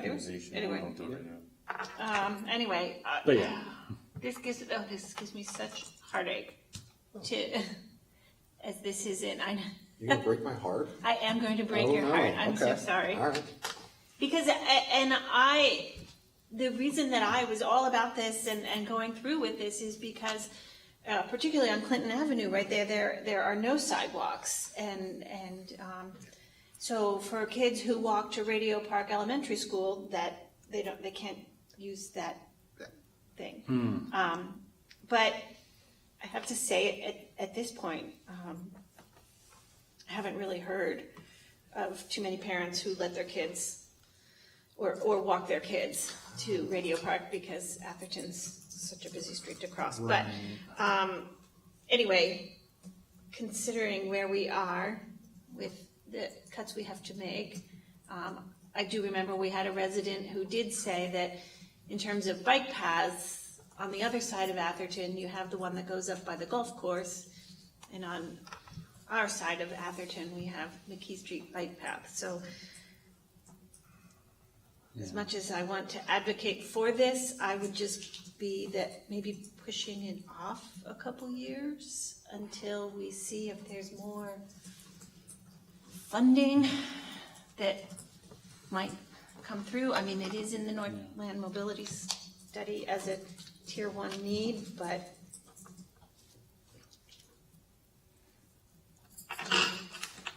that's just sort of my feeling, that maybe we could push it off a couple of years. Mr. White? Yeah, so I absolutely, I understand where you're coming from. The only thing in there that I will push back slightly on is like, oh, kids aren't walking around that much, and it's like this is a textbook example of a positive feedback loop where it is unsafe to walk, therefore you do not walk. And so until we make it safe to walk, you're not going to see people walking. So that's the only thing I will push back on. But as far as the concerns around budgeting, expenditures definitely increasing on the horizon. I can see the concerns there. I will say though that as a cyclist, as somebody who cycles to all these meetings,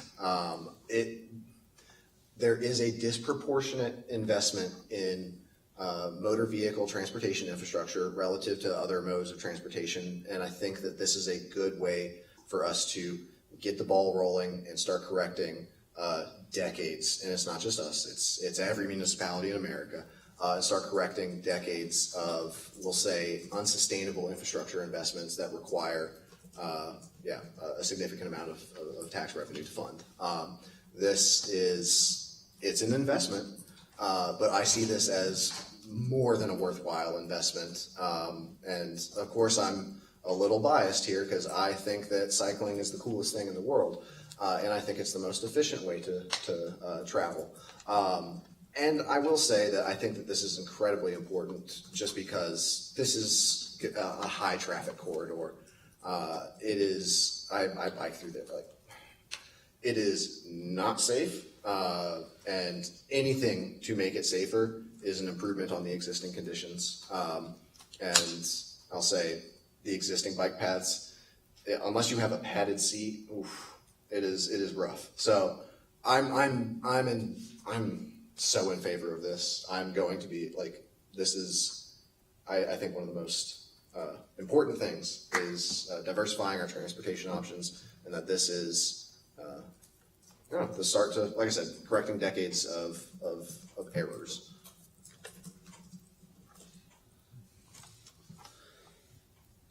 Anyone else? Mr. Heller? I just want to recognize Ms. Stevens in the fact that these are not easy decisions, especially being in your ward. And, to say that maybe this could be postponed, that takes a lot of courage sometimes. But if you're not hearing from constituents and you would be in favor of postponing this, I would also be in favor of that. Because you are boots on the ground there. So I would defer to your expertise and knowledge of the area and the residents. Thank you. I'm not hearing from constituents that are clamoring to. And if I may, you will hearing from constituents about like, oh, I really want this bike path here. I mean, how many people grew up in a world where getting a car was freedom, where that was the idea of what freedom of mobility was? I think that this is a way to change that perspective. You're probably not going to hear a lot from people about these issues other than outright not wanting it, right? Because there's not a lot of, if the transportation infrastructure is not visible, then that idea as an option is often like discarded. Like I will say, me personally, like I know we have a lot of bike paths here. I think they're great. Well, caveat, with a padded bike seat, they're great. But like a lot of them also go behind areas, away from the roads, away from where people generally see it. And so I do think that there would be, and back to my point about positive feedback loops, when it comes to investing in non-vehicular transportation infrastructure, this is one of the things that you will run into, is that people don't think about it a lot because people automatically default to car. And this is a way to change that. And as a way to reduce expenditures in the future as we give people more options to safely commute outside of a car. Because every time you get in a car, it's heavy and it degrades roads. And the more people driving heavier cars degrade road faster. So getting people safe alternatives to not having to default to a car is a way to save us money in the long term.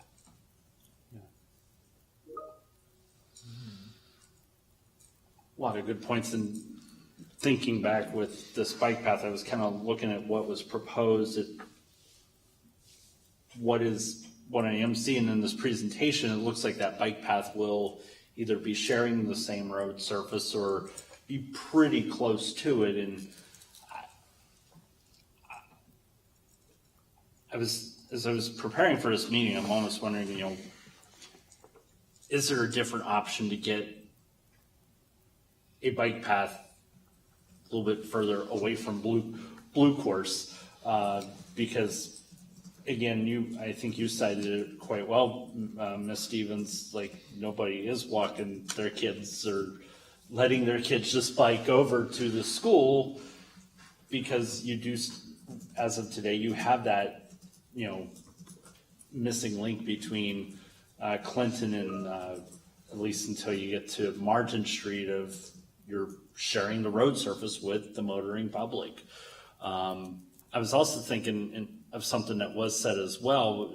As somebody that does actually live on T-Berry Lane, I do notice there is a lot of bicycle traffic down T-Berry Lane. But when you think about it, anyone coming from that side of Atherton Street, they're probably not desiring to go down that McKee Street bike path, because there is a very steep incline to navigate versus T-Berry is kind of flat. Yes, you got a little bit of uphills, but you got a much slower ascent as you head over towards campus and downtown. So question is, what is the best option if we were to put in this missing link, but also maybe another reevaluation? Where is the current bicycular traffic, focused? So, And I will say, maybe Trevor can enlighten me on that. Sorry, and again, I want to caution us on this line of thinking, because that's going down the continued path development that has resulted in this. So when I say that, this is going to sound bad. I bike in traffic all the time because there's the bike lane it's painted and it is unsettling. So I will definitely agree with you there. That having it this close to the roadway, it's like, why? I would say, well, maybe we could do better and make it safer, because paint's not going to stop a car from hitting me, but something physical would. And so that's food for thought. I would just challenge us to think outside of our preconceived notions about transportation infrastructure, how it's currently designed, and what it could be. And I think that this is a unique opportunity that we have to make it something that we want it to be. So look at this one photo. I don't even know if they're proposing even bollards. I think the flexi post. Yeah, and that's honestly, generally speaking, that would be the best way to and this is my uninformed opinion. I would defer to Public Works about maintenance of things with barriers, and I imagine it makes maintaining those roads pretty difficult. But having the flexible those things, it's a great way to not get people super afraid about protected bike lanes, because it's not it puts up a physical barrier that causes people to slow down when they're passing. And that is important, because maybe you shouldn't be going 50 miles an hour past somebody on a bike. What? Yeah. I digress. Well, especially there, it's only at 35. Yeah. I was going to ask you, but I think the answer is no. Paint is not infrastructure. Oh, man. You're speaking my language. Mr. Patterson. We're talking about a lot of stuff that I think is great in a nice work session. Yeah. Go do the mobility study again. But right now, this is about dollars and cents. That's why, thank you, Manager King, for bringing this up, Interim Manager King, because we made a decision. A board last year, a different board, made a decision not to raise revenue. Right. As a result, there are things that are going to cost money, and in the spirit of we don't want to hit a fiscal cliff, We're now having to make some decisions to not hit fiscal cliff. So that's what this is about. Like, I appreciate you, Mr. White, there. Like, you got your perspective. But we can talk about this all day, but it's, do you want to spend money or not? Yes. That's it. So, and at this point, I'm a no. We didn't have the political courage to raise the revenue to pay for these things, and now we've got to make some other decisions.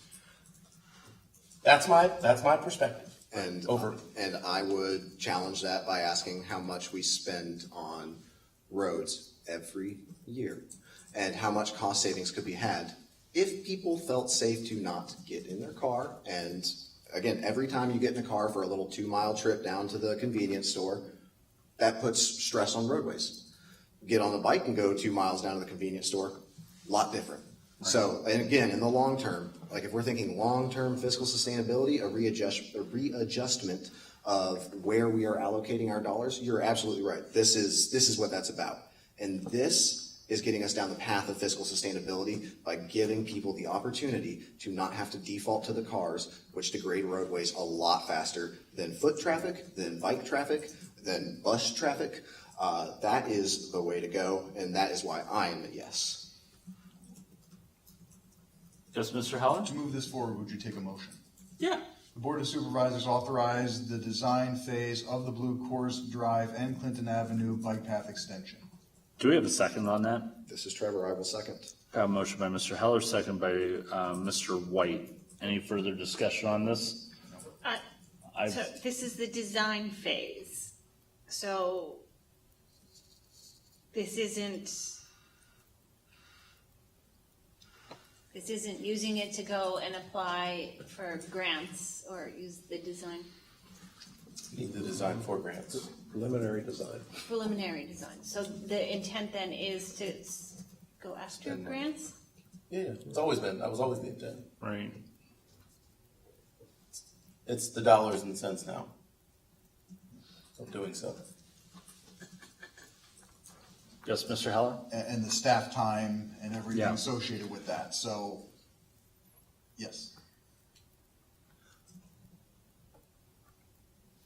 Would you take, If you want to make an amending motion, please do. well,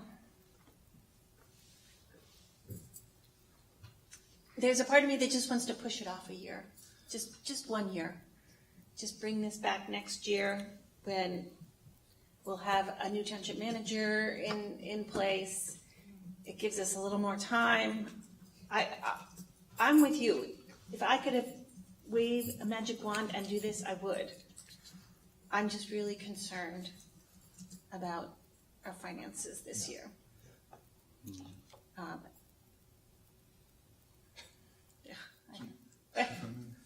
Yes, Mr. Heller. If I may, I could withdraw the motion, and then we could just let it rest. Is that a possibility? Table it, and come back? I don't think this is. I think. Well. Sorry. Sorry. So my understanding is this is brought forward to confirm that we want to move forward. So I guess if we took no action, it would still move forward. The money's there for this year. Well, not after this conversation.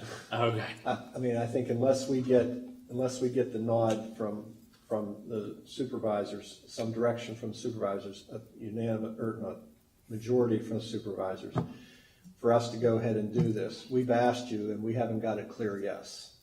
So we're not going to move forward with the way the discussion's gone tonight without a clear motion to go ahead with design. And that's fair.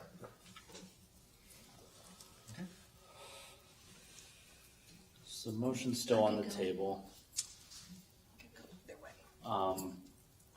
Yeah, I shared my feedback on being hesitant to move this forward. If it was to move forward, I don't want to be involved in design, but I think the design's going to be very important, as Mr. White had stated, and I imagine our constituents would concur as well. Depending on how it's constructed, people want to have the feeling of safety and it be effective and not just paint or something that's kind of doesn't necessarily, if you know what I'm talking about, so. Yes, Mr. King. Just offer three comments, some of which have been stated, one is that, and I'll let James speak to this more if you want additional information, but he has consulted with others in the region who are part of this planning and looking to see if there's a less expensive, more, trimmed down way of doing this. And the answer is this plan is really the best we can do in terms of making it minimal. There is no other option of trying to trim it down from a cost standpoint. Second point, and it's been touched on, is really to go for any level of grants on this project. We have to have the preliminary design, or we need to show them what we're talking about to pursue any state or federal grants. That's the only other point I wanted to make.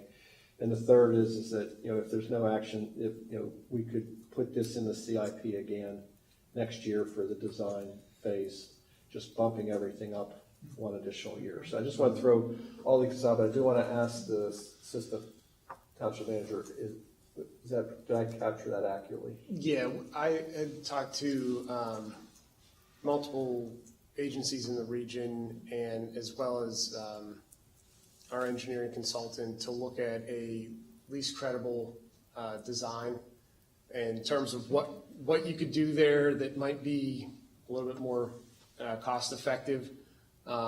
Everybody I talked to said this is the plan. This is the thing that makes sense there. The amount of traffic, the right of way, all of the things that factor into that. This is the best option. So, there was the RFP that was sent out in 2024.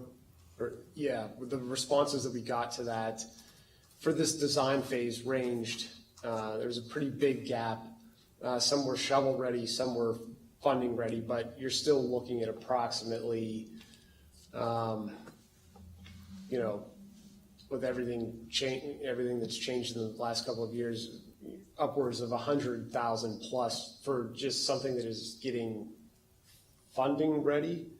And really with the construction estimates that we had seen previously, I think it's in the CIP that it was in 2030, you would expect a construction cost of somewhere around 3.3 million.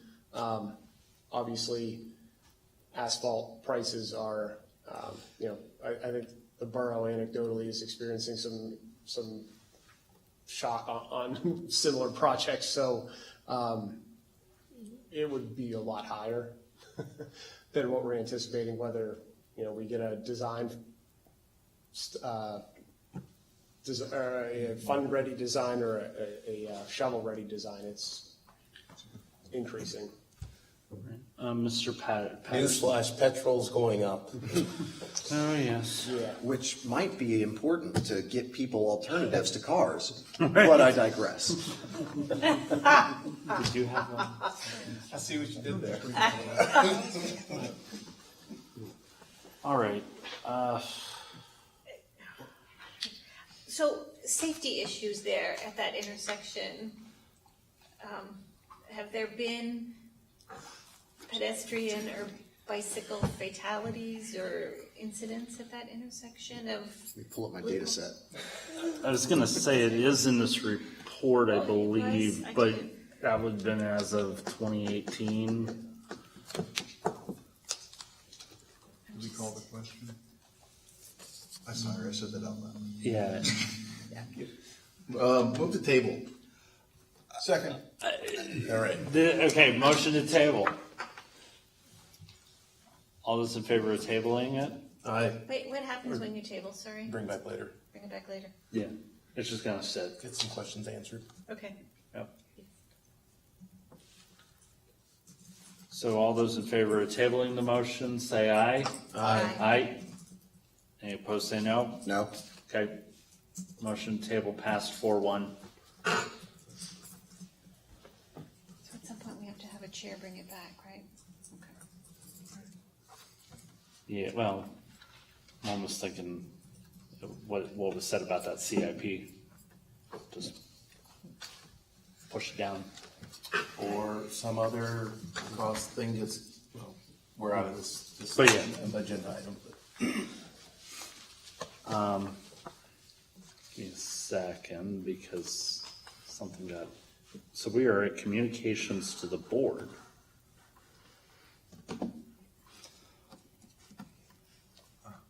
Yes, Mr. Heller. So I had communications, but a note of thanks to our police department during Easter celebrations that were held at the top of Joe Hayes Vista. I understand that officers were there just to ensure that the traffic was moving safely and that parishioners and others were safely attended to. So the clergy and parishioners just want to say their sincere thanks to you and to the township. So much appreciation to the officers that were there.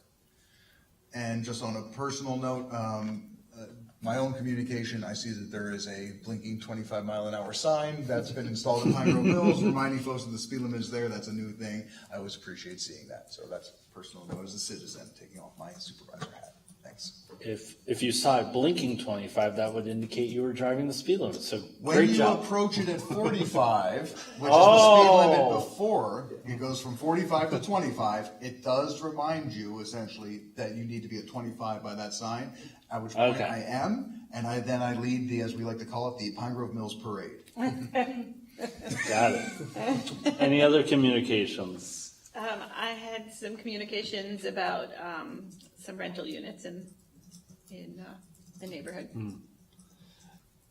I had communications regarding parking and a social media post. Anyone else had communications?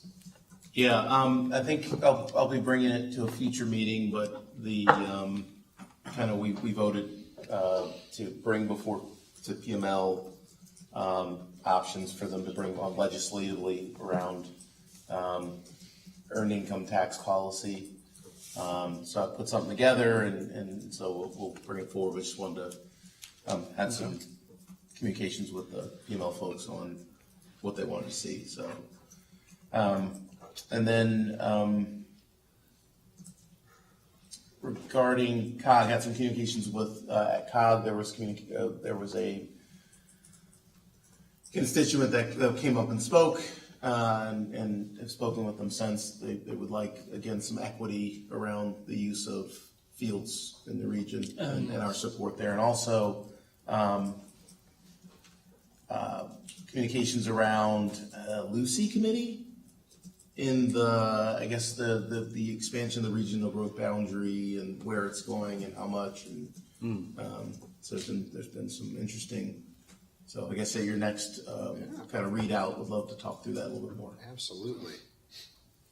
That's all for me. Thank you. Okay, and I was going to say you did attend one of the PML meetings that took place in Johnstown. That was the one. Yep, And that was the one. So output from there. Yep. yeah. There's no further communications. Our Center Region Council of Governments reports. We have the Joint Land Use and Infrastructure, the Lucy and the Center Region Planning Commission had met. So Mr. White will report on Lucy. Yeah, so enclosed in the packet is what I typed up. It's a brief summary. I would say if you were interested in going back and reviewing it, Matt Herndon's comments from the State College Borough were, I would say, the most productive in moving that item forward and getting it forward. And so to elaborate on that, specifically the development of regional impact criteria, there's a bunch of different criteria that need to be satisfied before expanding the regional growth boundary. And within that criteria, the first one, it says, are there locations inside the regional growth boundary that could support the proposed development? If not, explain why. And so the explanation given was not satisfactory to rule out existing locations within the regional growth boundary, because what is preventing them from developing within the regional growth boundary are the physical security requirements. And because we are not aware, or we don't know what those physical security requirements are, we cannot say that there is not anything within the regional growth boundary that they cannot develop. So, for example, if they had, I think the figure they used at the meeting was 100-foot setback for perimeter walls, right? So we haven't, well, and that's the thing, is like we don't actually know what the requirements are by the federal sponsor. And so because we don't know that, we can't rule out the existing parcels here that would be qualified under that. And so they were asked to come back with those physical security requirements and how that prevents them from developing within the regional growth boundary. To explicitly say that we cannot, because we require X number of feet setback, when you include, let's say, all the buildings and the parking requirements, that setback would have to be expanded outward, and therefore that, that parcel or parcels is not sufficient. That's the bulk of what happened there. Or I say the bulk. That is what drove this, or drove them to come back, and that was the action item. Now, there are still a few other concerns on my part when it comes to the DRI criteria, particularly DRI criteria number 4, which is mitigating adverse public impacts, according to section something, right? And in my mind, this is something I'm going to have to. In my mind, I do not know how you can mitigate the adverse public impacts of consolidating a DoD-affiliated research facility that close to campus. What you are doing when you are consolidating a lot of DoD-affiliated research facilities, you are creating a target. I do not know how you can mitigate that. You have physical security requirements, all that fun stuff, but right now its decentralized nature does act to mitigate a lot of those, we'll say, operational threats, to put it mildly. However, when you consolidate, that's a different story. However, that's not, it doesn't seem that line of questioning was germane to the expansion of the regional growth boundary, but I still think it needs to be at least, factored in somehow, because we're operating in we'll say a different geopolitical environment these days. And these are things that need to be considered. And one of the things that I was not privy to, and that I do think is relevant, is that their new campus facility is going to be located near a daycare center. I do not know of any plans to move that daycare center. It's only to clarify, it is 3 buildings away from where their campus will be. However, there is historical precedent for why that is a problem. So there's a lot of issues when it comes to, again, it was DRI criteria 4, which was mitigating the adverse public impacts. I don't see a way for them to mitigate those public impacts, but I'm not sure if that's germane to the actual DRI criteria. So would definitely appreciate feedback on this and moving forward. And I imagine Mr. Keogh has some comments as well. Go ahead. Just a couple of questions, and maybe I don't fully understand. I mean, with the regional growth boundary, it's going to increase by some percentage every 10 years or whatever the cadence is, yes? That's the agreement amongst the region? Okay. There's a percentage that it kind of just shifts out as some period to control the amount of growth. That's my understanding of the regional growth boundary. And so the ask of this applicant is to go more. And I think, and what you're saying is that, I guess it's not that they're doing something completely outside the boundary, like say, I don't know, the park, the baseball field or something. Yeah. This is, they're on the boundary, it's coming out in a half mile, they're asking for a mile. Right, is that what we're talking about here? Yeah, it's I think it's a 50 acre expansion, or I think, because 38 are already within, and it's 50 that I'll have to get the actual numbers. Apologies. Okay. But yes, they are. What's that? I didn't think it was a lot, but yeah, and that's why I think my line of thoughts and questioning were not really relevant to the DRI criteria, but I still thought it worth mentioning because that's concerning. But back to expansion of the regional growth boundary, which is that's that's what we're talking about, right? Yeah, like they just like, and to get back to it, like they just need to show the Lucy and CRPC that there is nowhere in the regional growth boundary that could support it. Otherwise, if there is, and it's just hard for them, then we're setting a precedent for expanding the regional growth boundary that would not be great moving forward. Because all somebody would have to say is, well, we don't own the land within the regional growth boundary, therefore we can't. And that is not what it says. It says, are there locations? It doesn't say, do you own the locations? It says, are there locations? They want to say DRI criteria number 1 asks, are there locations? It does not ask, do you own locations? So, how many acres are being expanded? Yeah, you don't know that. I 50. I mean across the entire growth boundary. Yeah, I don't know that number off the top of my But I head. think we're only allowed a certain percentage each municipality, and I think there's another development out there. So College Township is either pushing their limit or going beyond their limit of what they're allowed to do. So. And so that's And it does the require- DRI criteria to plus and minus, or maybe there's some negotiation. Does Harris want to go out all of their percentage and give it to college?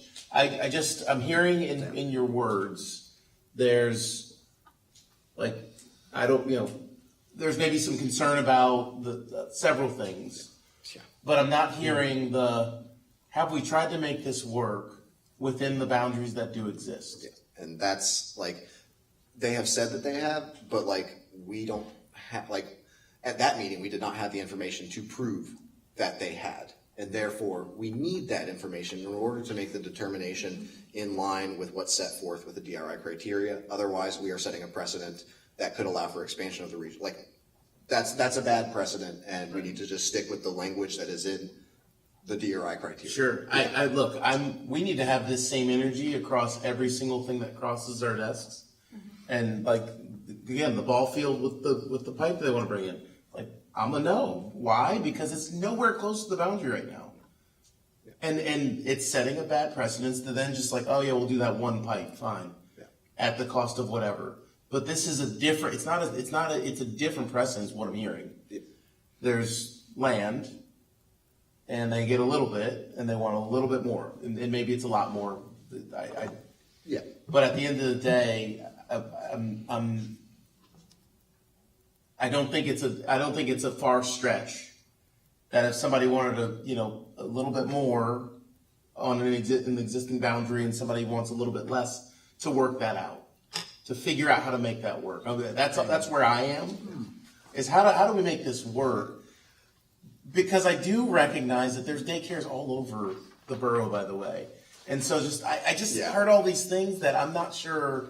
Sorry, they're fully valid right now until let me- somebody decides to build something. Yeah. We're talking about the boundary itself. Yeah. Over. Yeah. Right now, and that's why I was just like, these were the questions that I had, and looking back, they were not necessarily the most productive questions. Those are questions for, well, I don't necessarily know right now the appropriate forum for that, but yeah, I mean, I am concerned about daycare near a future, I'll say it, potential military target.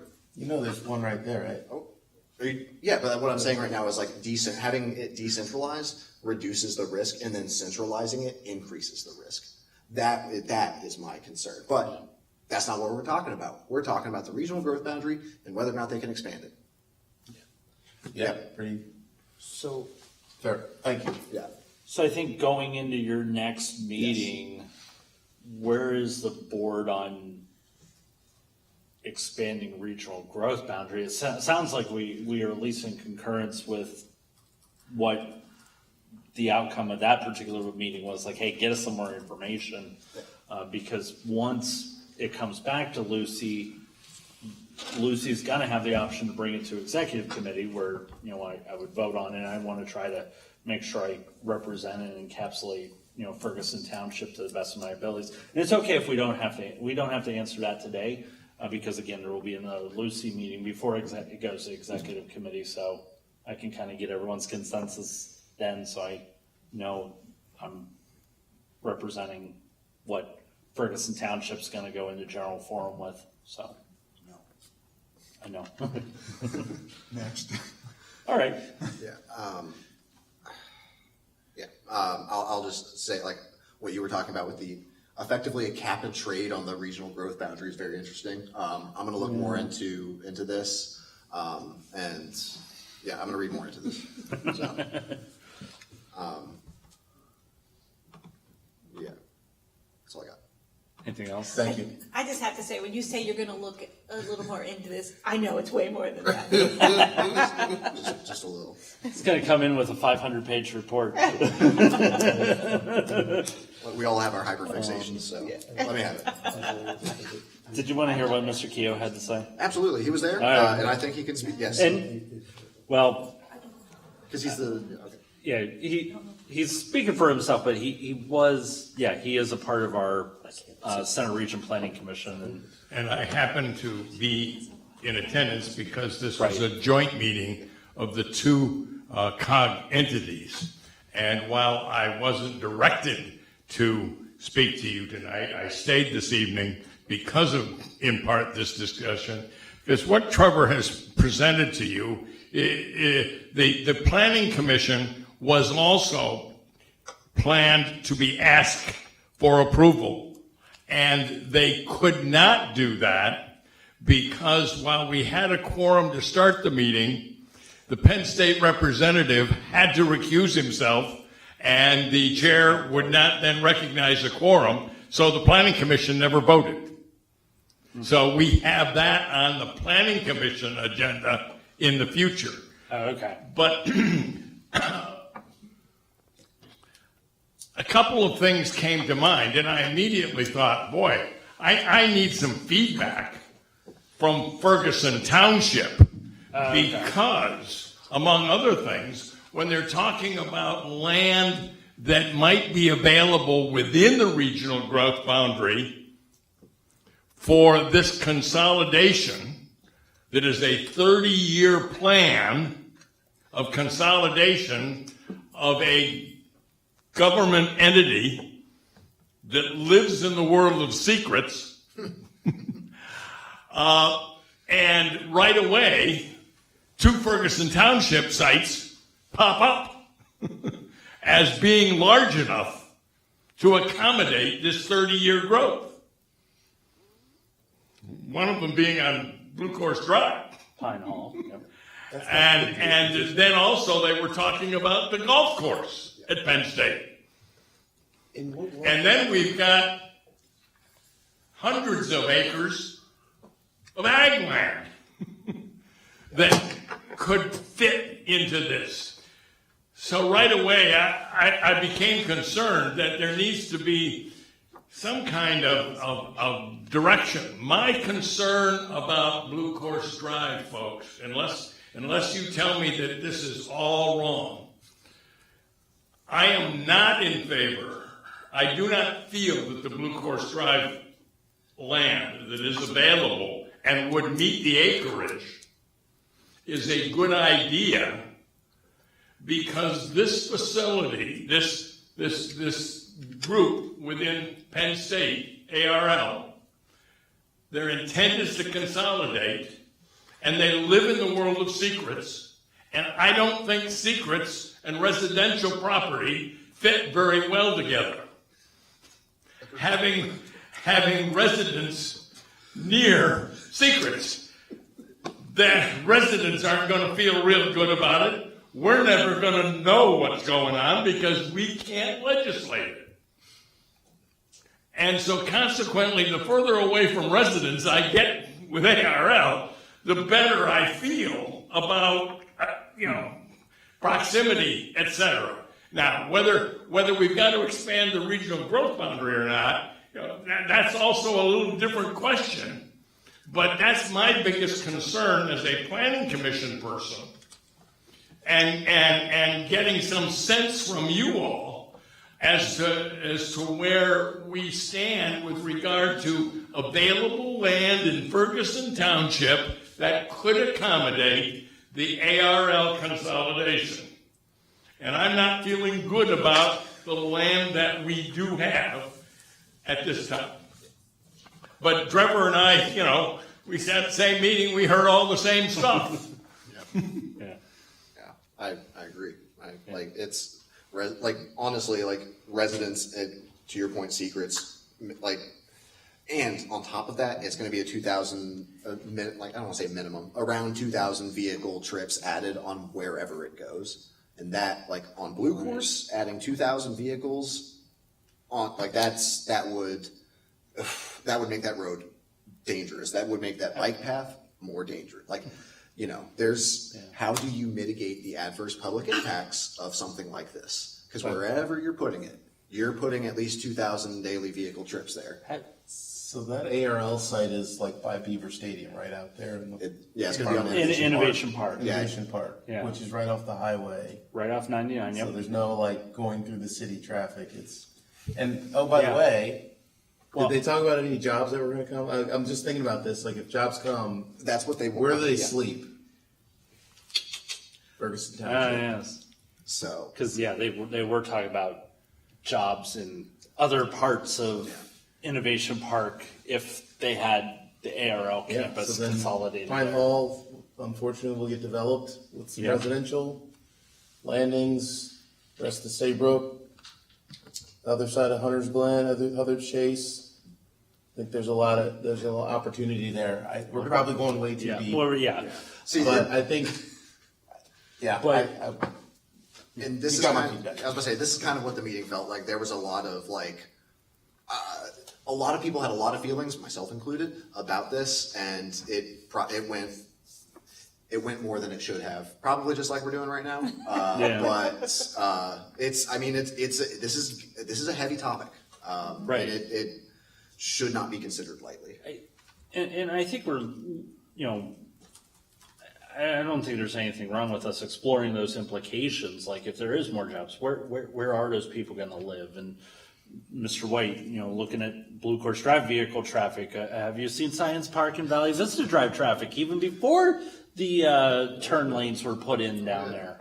Believe me. And I think, Mr. Chair, the impression that I have gotten with the discussions that the Regional Planning Commission have had, in addition to the joint meeting, the impressions that I've gotten is that we're not talking about a huge influx of new jobs.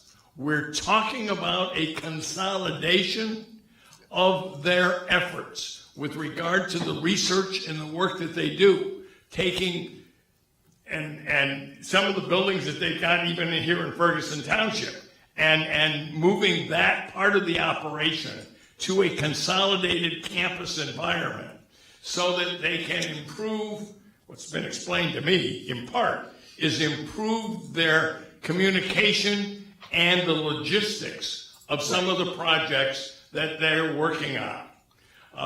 That's what's been described to me. So I don't know as we're talking about creating a lot of jobs in this, but rather a relocation with an expansion.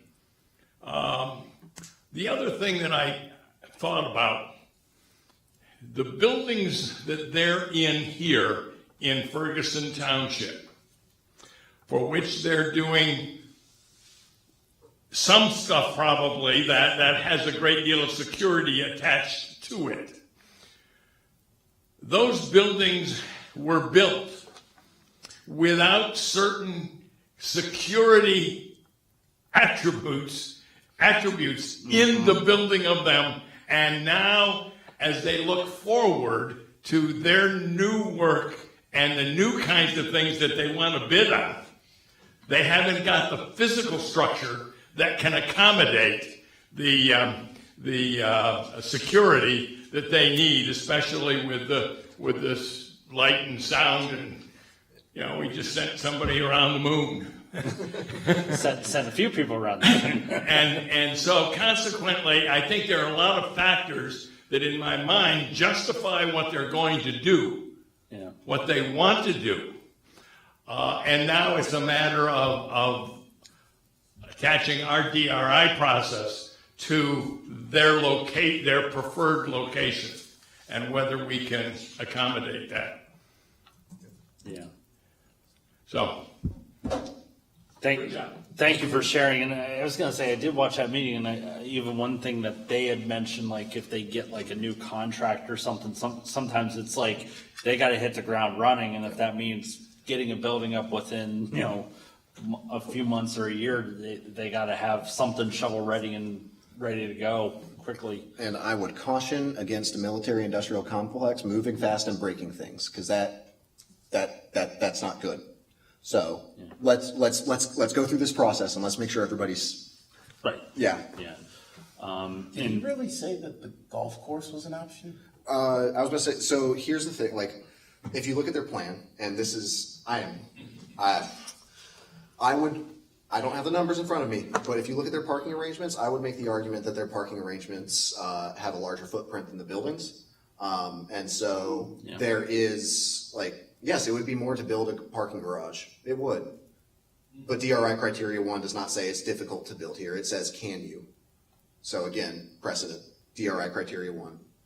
Let's see that. No, but I heard golf course. Yeah, so you should build on the golf course. What? At least that's what I thought of. Because they have two, like Penn State has 2 golf courses, which I don't know about their second one because I'm not a golfer. So yeah, like. The idea was proposed by, or was lightly floated by Councilmember Matt Herndon on the borough. He was like, I wouldn't say that he was saying like, hey, maybe you guys should develop here. He was more saying like, hey, here's a space. Why is this not available? It has not been described to us why this is not able to be developed, and therefore it does not satisfy the DRI criteria because they have, So we need to know, can you develop within the regional growth boundary? And if not, specifically why? Because if the answer to why is it's hard, that's not good. We need to know exactly why.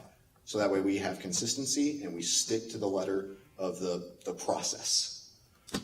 So that's all I'll say on that. Thank you. Yeah. The golf course. Yep. Thank you, Mr. Keogh. I think that was actually perfect because when we are talking things like this that do go through the Regional Planning Commission, I have wanted to try to make it a priority that the Regional Planning Commission representative is at least aware of where the board stands, because again, it probably does help you as our one of our Planning Commission representatives for the township. So thank you for bringing that up. One more thing, I'm sorry. And yeah, absolutely. Go ahead. I want to go on record that Ferguson Township has gotten some sort of bad rap about being business friendly. I don't know if this is kind of in that same vein of like, folks are going to go, what the heck, I'm just asking for a thing. But I would ask that the conversations, I think it just spurs me to come from the heart here, that to ask about a golf course isn't good faith, quite frankly. I mean, at least the way that they'll say it, like they want to build a thing. You're like, well, prove that you can't build in regional growth boundary. Why won't you build in Pine Hall? Well, because it's a PRD for residential. Why won't you build on a golf course? Because it's a golf course, public use. It's almost like throwing darts just because versus like having very clean and clear rationale for getting to either a yes or a no. So that's okay. Regardless, they're going to have to rezone this area. If they wanted to, like with this golf, because right now the land that they're moving to is currently in use by the Department of the Agricultural Department. Right. Yeah. Yep. And so they are going to be reusing that land. What about your other land that you have? Why can you not reuse that like you are reusing this? So we're applying the same frame that they are entering into with this land and applying it to the others. So for example, the golf course, right? Why can this not be rezoned to, I don't know what would be here, like IRD? Well, and there was something specific that they mentioned, which was like, we don't have a master plan provision when it comes to our zoning, and that made it difficult for them to develop the consolidated campus. And so that is also something that, perhaps down the line is worth exploring, because like, what if a larger business does want to come here and open up a major campus? well, then yeah, maybe it would benefit us to have some kind of master provision that allows them to streamline that approvals process. But I hear where you're coming from. I think I wasn't clear enough. I don't think that the person who was asking about golf courses was asking it in bad faith. I do think that this person was asking because, hey, we don't, like, you still haven't proved to us, like, the land that you have, like, why that cannot be developed. And this is an example. Okay. So, In my understanding from watching the meeting, the golf course isn't just to go have a good time, you know, with your buddies. Like, there is an educational aspect and research aspect to it that is actively in use. So it serves more than just a golf course. Again, let's just be, what would Matt Heller do, right? Like, what would you do? Matt votes yes or no to a lot of things. I think you are the model, like, thank you, and Patty too. I mean, we got a good team here, but I think you will be very, very nice and say no at the same time. So I think, I just, like... Velvet daggers, yes. You know, sorry. Yeah, just, I mean, I'm done. Thanks. Okay. Nothing else for Lucy? Nope, I'm good. Okay. And we'll probably have another stab at this next month. Ad hoc Parks and Library Committee, Ms. Stevens. All right, that committee, we met, it was mostly an introduction and got a whole lot of information about parks, which I was a little bit familiar with. But what I didn't realize was got a whole lot of information about the library. And I think the whole gist of this is to try and help consolidate some of our COG committees. And we're going to see what we can come up with here. But the one thing that was interesting out of this particular committee meeting that I did attend was the difference between like the Parks Authority and the Library Foundation and the different streams that each one of them can get in terms of grants. Like there are some things that only a municipal authority can apply for grants, but then there are other things that the foundation can get and not have to pay a prevailing wage so they can do things in a more cost-efficient manner. And when money goes through that. So it was really very interesting. More to come on that. Anyway, and I guess that's it if you have any questions about the Parks and Library Committee. All right, I'll move right in to what? Sorry? I'm ready to have a 10-minute conversation about that. Okay, we'll have coffee. It just diverted me. Supervisor Stevens has requested not to prolong the meeting any further. She is ramping up for an adjournment motion here momentarily. I'm getting ready, yeah, exactly. And then the Parks and Rec, there was no action came out of that. We basically just did some more wordsmithing. There is a workflow thing that's going to be coming to the managers for review. But other than that, we were just tweaking language and no action items came out of that meeting. Any questions about governance? We're still chugging along, slow and steady. I had forgot to put in my CCMPO last month, but we did meet in February. Supervisor White had joined me for that one. Mr. Keogh had left, but I wanted to share that there is a bridge over Half Moon Creek over in our western end that's on the tip for, looks like the engineering in 27 with construction replacement for 2028. So it's coming to needing a replacement there. And then passenger rail study seems to be moving along. Looks like there's going to be some work anticipated to be completed by June of 2026. As you've probably heard, CCMPO staff, they've been meeting with representatives from PennDOT, Amtrak, CEDACOG, as well as CATA and even Amtran. We did initially, there was some interest that spurred up out of Blair County, so they seem to be also at the table in this, so more to come. Any questions on CCMPO? Okay. I believe I can move on to calendar items, and there was a couple to point out. Well, we covered them all tonight. Clearwater Conservancy, the Arbor Day, and Kaboom. So with that, I will defer to Ms. Stevens for Motion item to number adjourn. 11. Motion to adjourn. All right, we're adjourned. Have a good evening, everyone. Thank you.